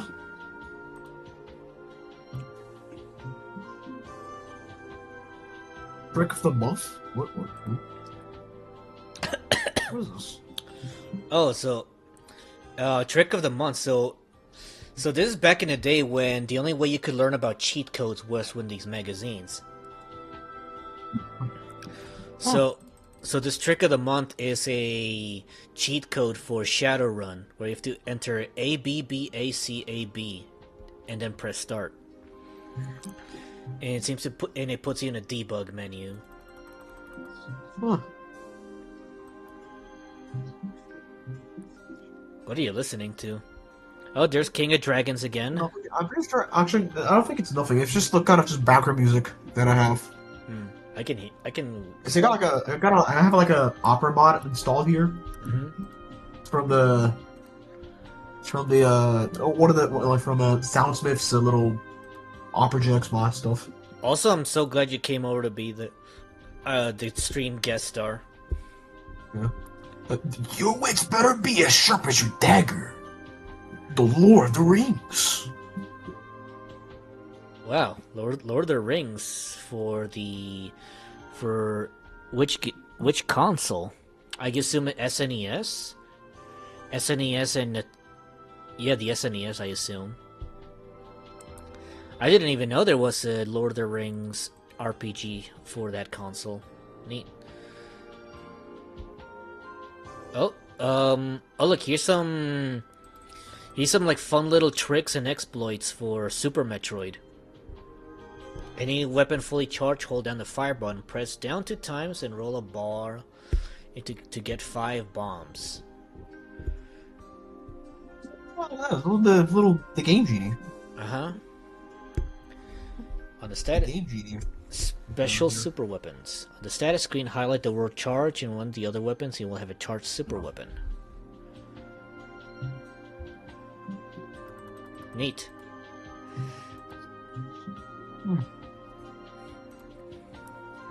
Maybe I'll try to play Super Metroid one of these times.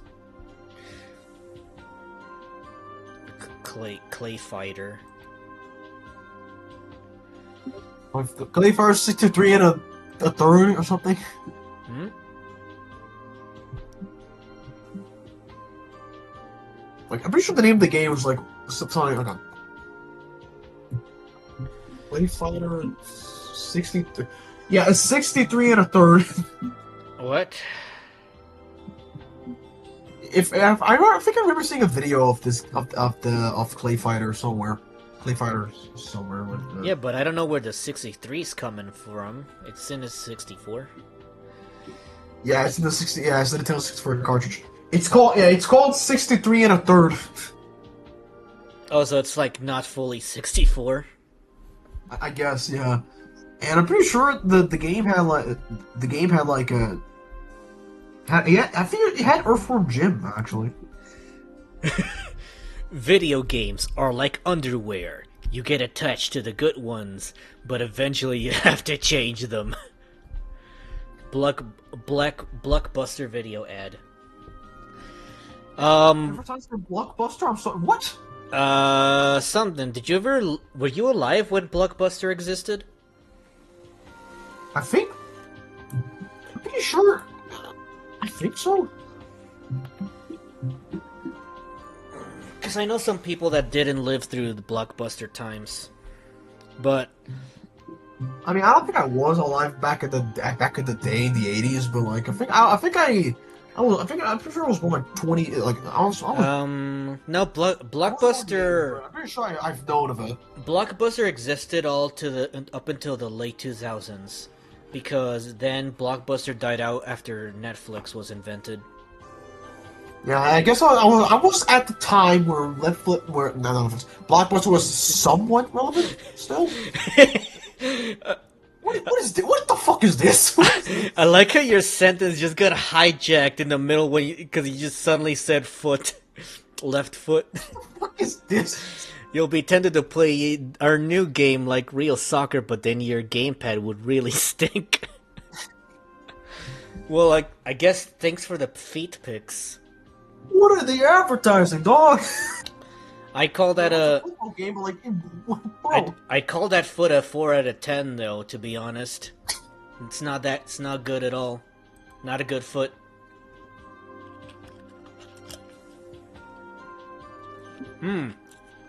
More phenomenal video games.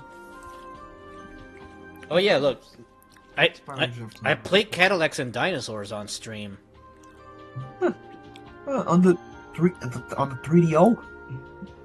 I played the arcade version, and that game does not fuck around because you only have one life for the entire game. if you die once, it's game over and you're back to the first level. In an arcade game, it's like you don't even get multiple lives. You just die once and you get a game over screen where the bad guy shoots you in the face. Man. It was hardcore as fuck. You know, honestly, yeah, hearing it really does sound pretty extreme. Oh, yeah, Booger Man. What the fuck is that image at the bottom? It's Booger Man. Oh shit! Look, I have you ever heard of the Pac-Man 2 game? Pac-Man 2? Oh, I think I did. I think I'm pretty sure I did. What is this, like beta footage? What is this? No, Beta footage? Pac-Man 2 is a point-and-click game where Pac-Man has a mental health system in his game.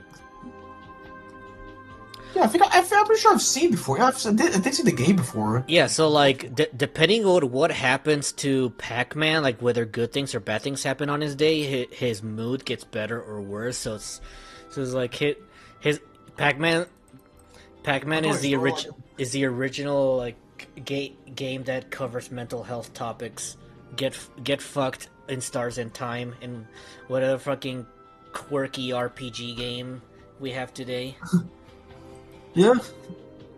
Like what? It's still going. Pac-Man 2. Oh, the booger's still going now. It's got a popcorn, a spider, and a paper clip. Where the fuck is this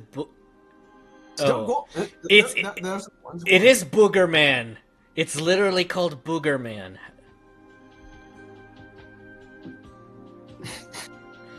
Like, you didn't. Of course it says David Bro. You didn't actually knew it was called Booger Man, was it? I did. I did. I have never heard of Booger Man. The face structure, the mask. I knew where it was. I knew who it was. How do you know about How do you know about videos. Booger Man? I've never seen anything about this guy. I've seen like a couple videos of the game. Actually, I'm pretty sure it's like hang on. I'm pretty sure it's like a sequel. I was gonna say it's a sequel. I think. God. I don't know if it is. I'm gonna be so fucking hungover after this stream. Well, yeah, I was gonna say I did. Huh. Okay. I mean, I guess there is a Booger Man 2, but it's not like official. I guess who cares about Booger Man lore? Well, here we are. We finally reached a special feature of Mortal Kombat 2. For the Super NES, Genesis, Game Gear, and Game Boy. Oh yeah, I'm getting a fucking headache from just drinking this whiskey. Remind me to never drink whiskey for streams again, because this stuff is a little too hard. I'm gonna get some nasty hangover after this. What brand of whiskey are you even drinking? I don't remember. Is the label still somewhere or not? It's downstairs, but I don't feel like looking at it right now.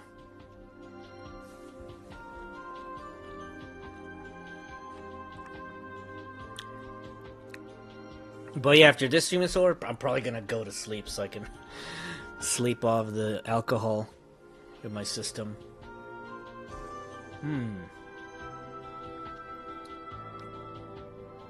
Mortal Kombat 2 has been in the works for quite some time now and still isn't finished at the time of this writing. All the characters that made the arcade versions such a hit are back for more. You will find all the characters in the Genesis and Super NES version. There's no final word on which characters, if any, will be eliminated from the portable Game Boy and Game Gear versions.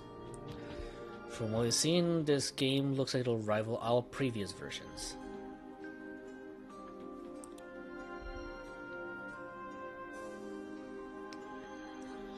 Shang Tsung prepares to rearrange Melina's face with his fireballs.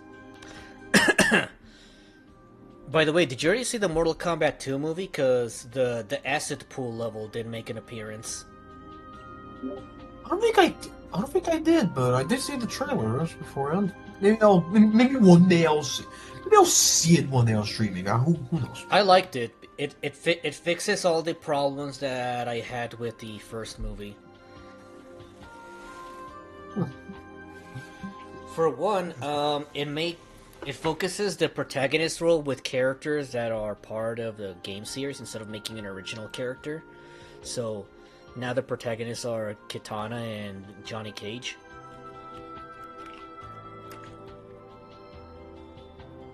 No, yeah, I think I did remember seeing like a review video of the first Mortal Kombat movie. Not the original first movie. I don't know what it is. The reboot, the soft reboot, whatever it is. Yeah, Mortal Kombat 2020. Yeah, it's like is my OC too noticeable or something? Yeah, no, like they look like it was such a bad self-insert characters. Like, oh yeah, this is the new character, and he's like the son of Scorpion, and his ability is literally plot armor, as in like he literally covers himself in armor, and he absorbs all damage, and then he kills Goro, which is my favorite Mortal Kombat character. Oh man. So speaking of Goro, is he? I was gonna say if he comes back in the second movie or something. No, Goro's not in the second movie. Oh, I guess they care for continuity. Which is disappointing because, again, Goro's my favorite character for Mortal Kombat. And they didn't even bring him back. I mean, at least I would assume Shao Kahn is in the second movie, right? Oh yeah, Shao Kahn was pretty good. He's a pretty good villain. Yeah. Also, I like how the previous page mispronounces Raiden with a Y instead of an I. Raiden with a Y. Yeah. Johnny Cage trademark and Raiden trademark to Scorpion trademark.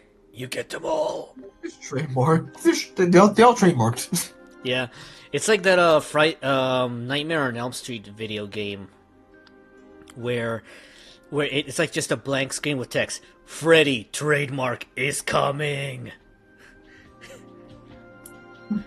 Right, just Freddy. Freddy trademark is coming.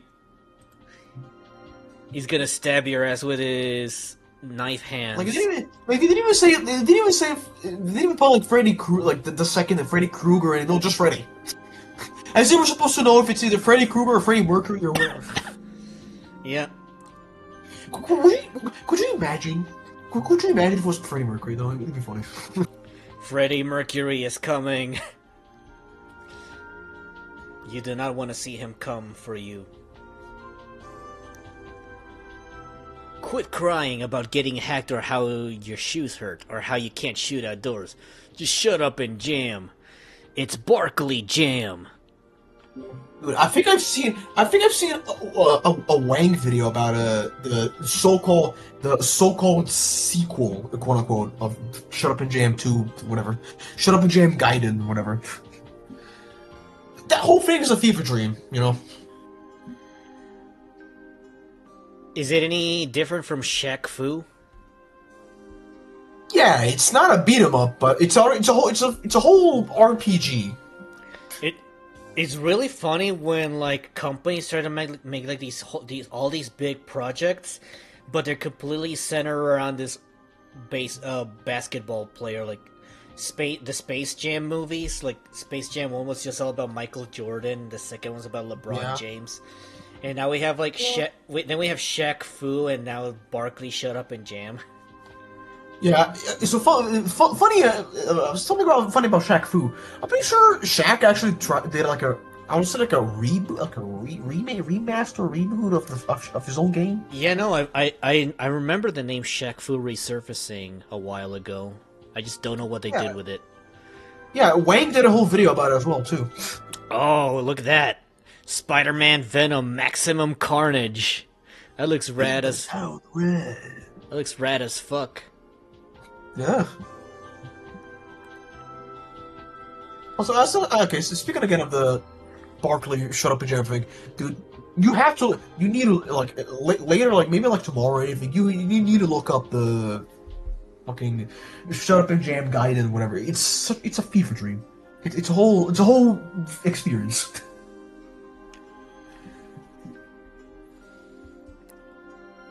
Super Street Fighter 2. No whips allowed. Yeah, no, that's the first thing that caught my attention. No wimps allowed. Yup, you heard it right. Super Street Fighter here is for the Super Nintendo and is busting down the walls of 16-bit technology. Critics said couldn't be done, but here's the proof. Not only has every new move been included, but all 4 new challengers are completely intact. Not only about Super Street Fighter includes several tournament options to satisfy your need for challenge. Let's look at hottest new fighter to hit Super NES in '94. Speaking of the stuff, Street Fighter 2, or I don't know if it's either 2 or 3, the whole that one whole legendary translation error with Ryu just saying, you must defeat Shang Long to defeat me or whatever. You must defeat Shang Long to stand a chance. Apparently, the whole thing was a mistranslation. Yeah, no. Shang Long was a mistranslation from Shoryuken. Yeah, I'm pretty sure. Yeah, I'm pretty sure the company Capcom was in the joke, in on the joke, and they made like a April Fool's joke once, right? Because what happened is that I believe the translation team they translated it from Chinese to English instead of Japanese because Shang Long is kind of a Chinese name, so they assumed like, maybe these words are a Chinese name, so it's like you must defeat Shang Long instead of like you must defeat my Shoryuken. Kind of funny to know that they were still on the joke, right? Since they did an April Fool's joke once, and then after I'm pretty sure in Street Fighter 6 they actually have like a boss or whatever that's basically referencing the whole Shang Long thing. I don't know about Shang Long, but I think another big rumor for fighting games was Ermac back in Mortal Kombat 2. Because people thought it was a secret character, but no, it was just a little Ermac stands for Error Macro. Yeah. And they had a retextured Scorpion in one of the frames on a magazine. And they intentionally did that so that people can like talk about it. It's like, hey, what if there's a secret character in Mortal Kombat 2 and we just don't know how to get it? Yeah. And then in Mortal Kombat 3, Ermac would become an actual character. Yeah, it's kind of funny to me that they still did that. Like they did that again once, with Floyd, right? And then I don't know. They have to do it again. Yeah, but it's not the same with Floyd because Floyd is a little too late from the mysticism for Floyd just isn't there anymore. Yeah, that and it's also a reference to Pink Floyd because it's a ninja called Floyd. That's Pink. Yeah, because a lot of the Mortal Kombat characters like Rain is also a musician reference because Rain is purple and he's a prince. Because it's reference to Prince Purple Rain. Now I kind of want me to think if that's also a referencing. They also did a reference of that with I don't know, with Tremor or something or maybe whatever. I don't know about Tremor, but I only know that for Rain.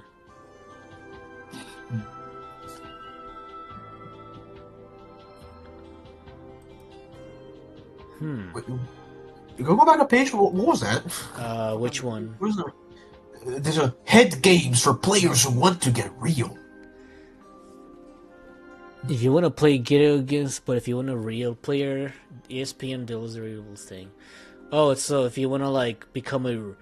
Oh, so it's advertising a bunch of training CDs for sports by ESPN. That's why it looks so. That's how it looks so weird. It's all mishmashed to one.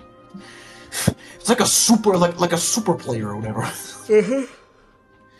I'm not sure why he has a CD for a head, but I guess that works. I guess to make it aerodynamic. Pocky and Rocky 2. What is this game? What system is this for? I can't tell. Oh, it just says there SNES.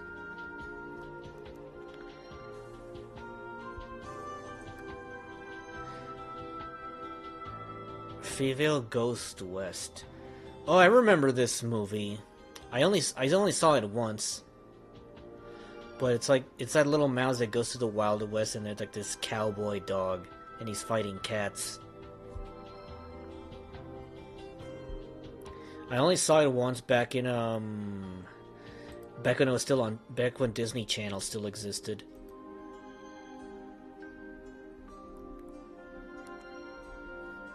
Super Geon, a spiny radioactive reptile with fangs.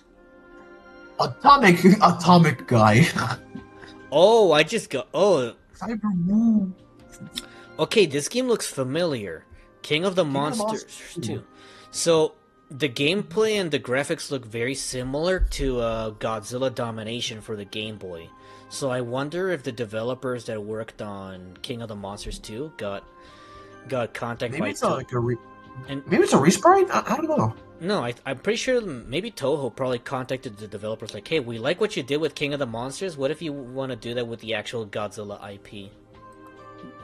Oh, Because that's what Godzilla Domination is.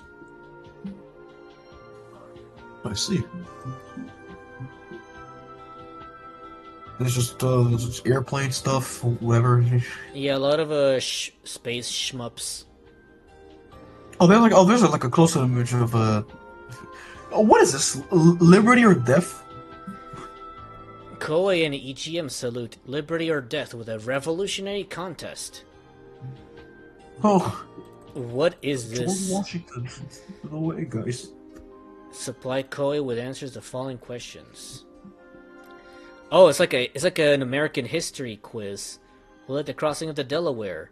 Whose famous midnight ride warned the American colonists of the British invasion? How many American colonies were in 1776? If there's anybody who's good at history, American history, please tell me, because it'd be interesting to know. I'm pretty sure like the number 2 is the one where they say like the British are coming. Yeah.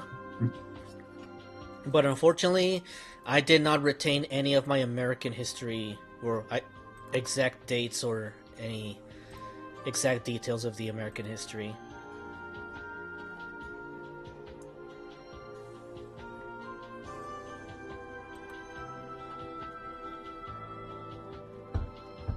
Oh, this tin head. Tinhead, look at this little guy. Huh. On the edge of the universe, a spaceship is sucking up all of the stars.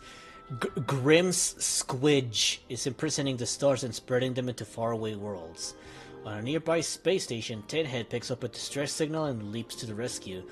This very unique titles offer some really cool features, like 3 different angles to shoot your weapon. You use your A button to change between the different angles. You have 4 different power-up suits to find. The game has somewhat of a puzzle element where you have to find a star in order to able to transport out of the level. The good. The graphics are really good and the game is all around fun to play. The bad. Some of the unfair hits you take if you haven't memorized the level. The ugly. Grim Squidge is pretty ugly. Check out what he looks like on this page. Where is Grim Squidge? I do not see him. Unless he's that cotton candy monster in the background.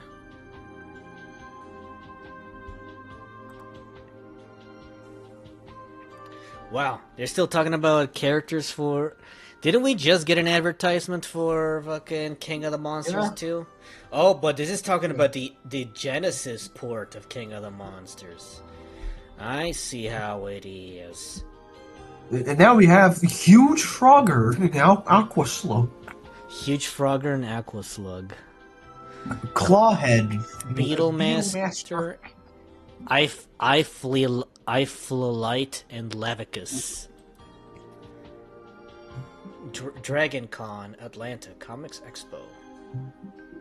Huh, well, there's a Red and Stimpy. Star Wars Rebel Assault. Yeah, and the Sega CD. Okay. Okay, so that explains the FMV footage that they're using here. Yeah, the Sega CD loves using live recorded footage for cutscenes. Huh. You missed that one! Try another! You missed that one. Try another! You missed that one! That's what this Try thing's another. for. Duh. Any baseball fan can tell we're ahead and just read the box score. Hardball 94. Why is it called hardball? Because it makes your balls hard when you play it. They're just Revengers of Vengeance. What? Awesome naming conventions, man. Revengers of Vengeance. Some kind of RPG game. I mean, either it looks like an RPG or like it looks like he has a. Is it a fighting game actually? No, this is definitely an RPG game. I was gonna say both because like it looks like a. Oh, you're right. Look, tournament mode. the big guy can jump high and knock him out of the earth before he hits you. So, I guess there's a little bit of both. No, maybe there's like a little bit of fighting and RPG mechanics to this. It's like tournament mode, quest mode. Interesting. Well, if I can find this on the library another time, maybe we can play it. Somebody will have to remind me though. Yeah. This is like the fourth time. Now with a realistic box art. Yeah, no, they really want us to play King of the Monsters, don't they? King of the Monsters 2 with the most memorable superhero of all time, Atomic Guy. And he's just choke slamming this kaiju, who's definitely not Godzilla. Please don't sue us, Toho. World Heroes 2 Jet. The most generic name you guys Jack. Jack Ryofu. Captain Kid with 2 D's. Buttman. Muscle Power. Wait, where's Oh, right, there's Captain Kid with 2 D's. I see it now. Hanzo. Muscle Power. Muscle Power. Rasputin. J Maximum. Oh man. Fists of Flame. Mixer Crush. Fucking, I don't know, Jaws of Death. Whoa! Shockwave. Look at the graphics on Shockwave. For the 3DO.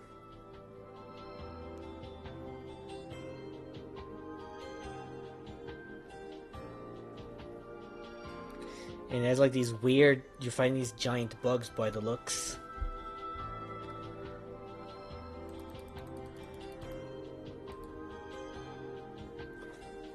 In Europe, soccer is everything. They eat, drink, sleep, and breathe soccer. Sometimes they need a break from soccer.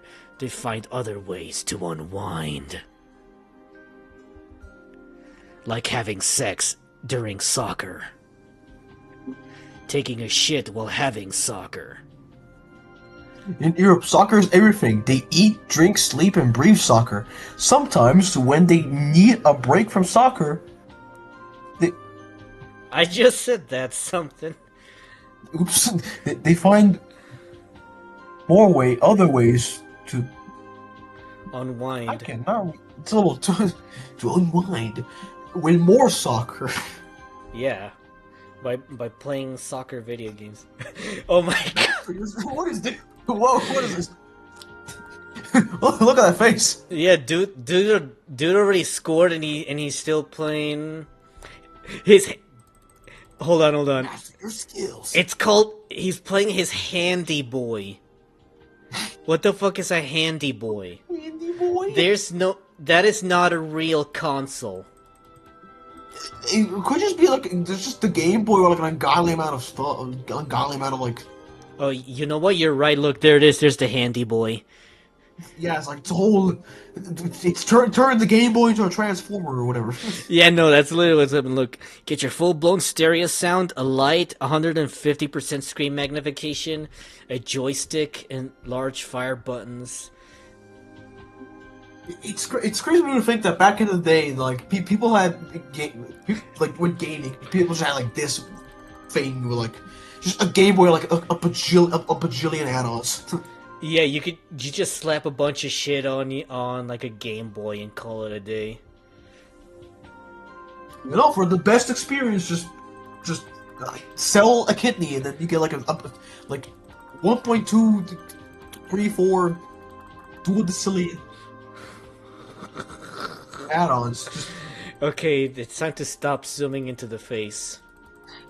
you can zoom in for hard. If you zoom in for long enough, you'll see the you'll see the cells.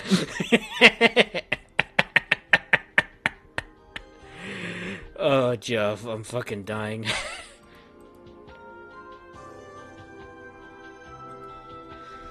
Okay, what's next here?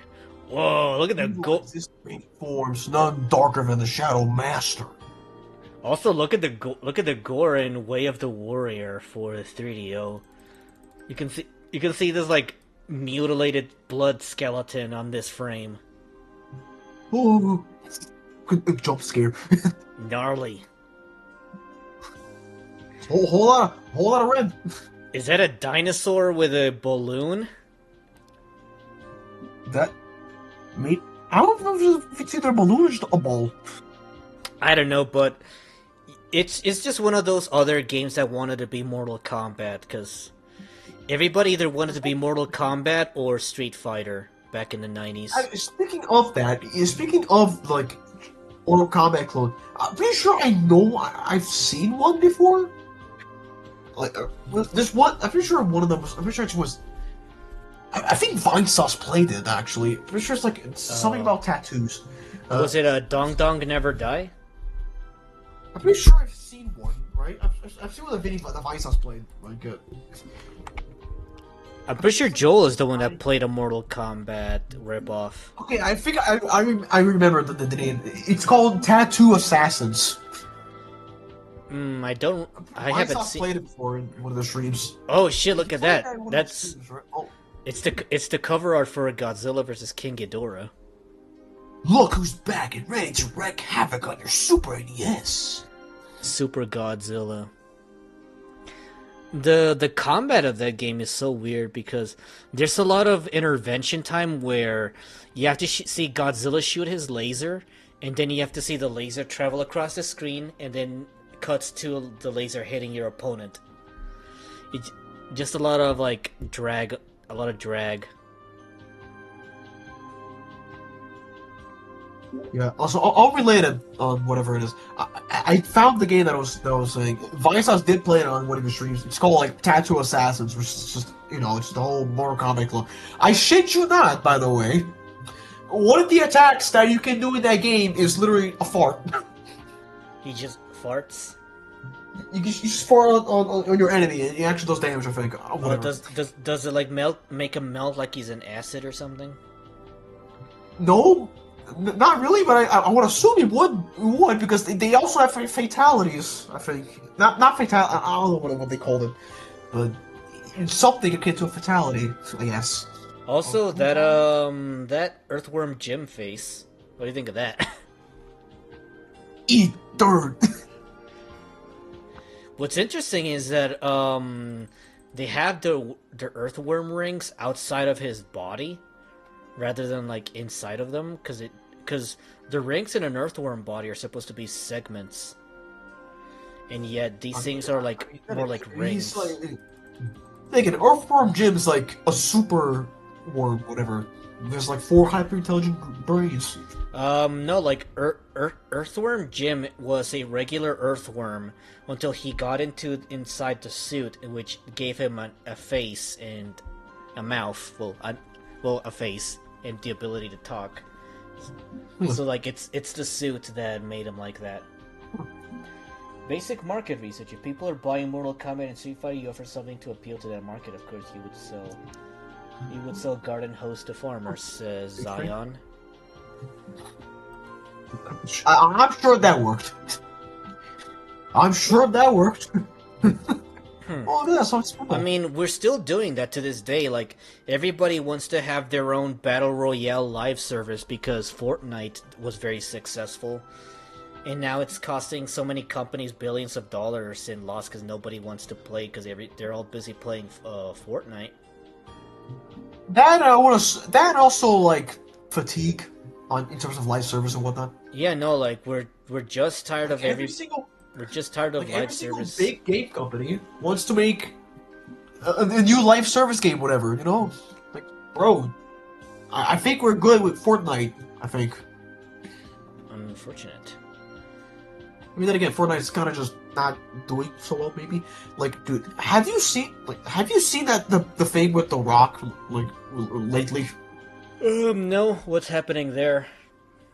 I'm pretty sure, again, back in Fortnite, right? Because, I'm pretty sure one of the characters that is in Fortnite canon is played by The Rock, and for some reason he has like a policy or something, like something either on a contract or policy that he's not allowed to lose.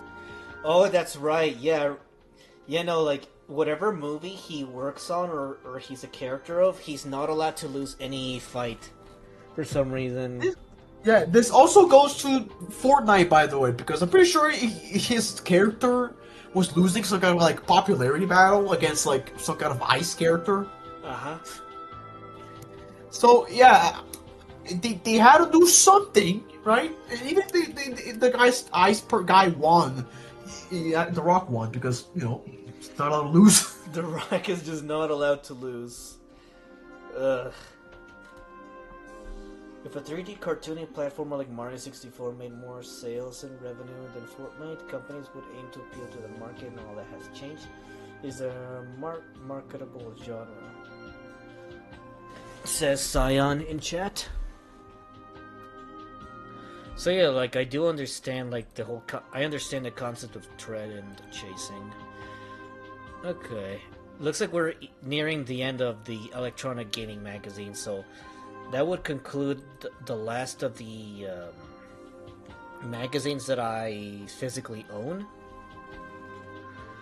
And honestly, I'm like, I feel really fucked up from drinking, so I probably want to go to sleep now that we've finished reading 2 magazines on stream, with a few breaks in between. But you are very welcome to join me next time I read some magazines, something. Would love to have you for the next time.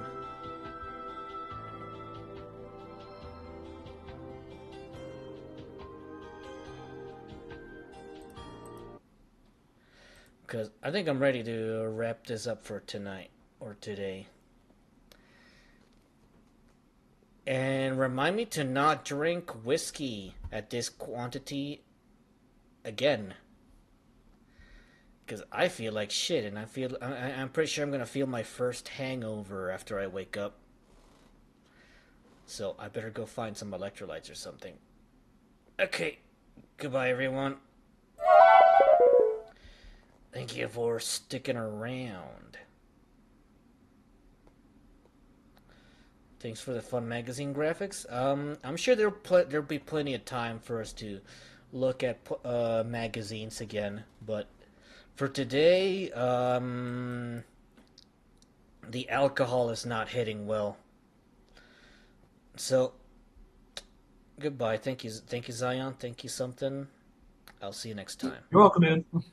Bye.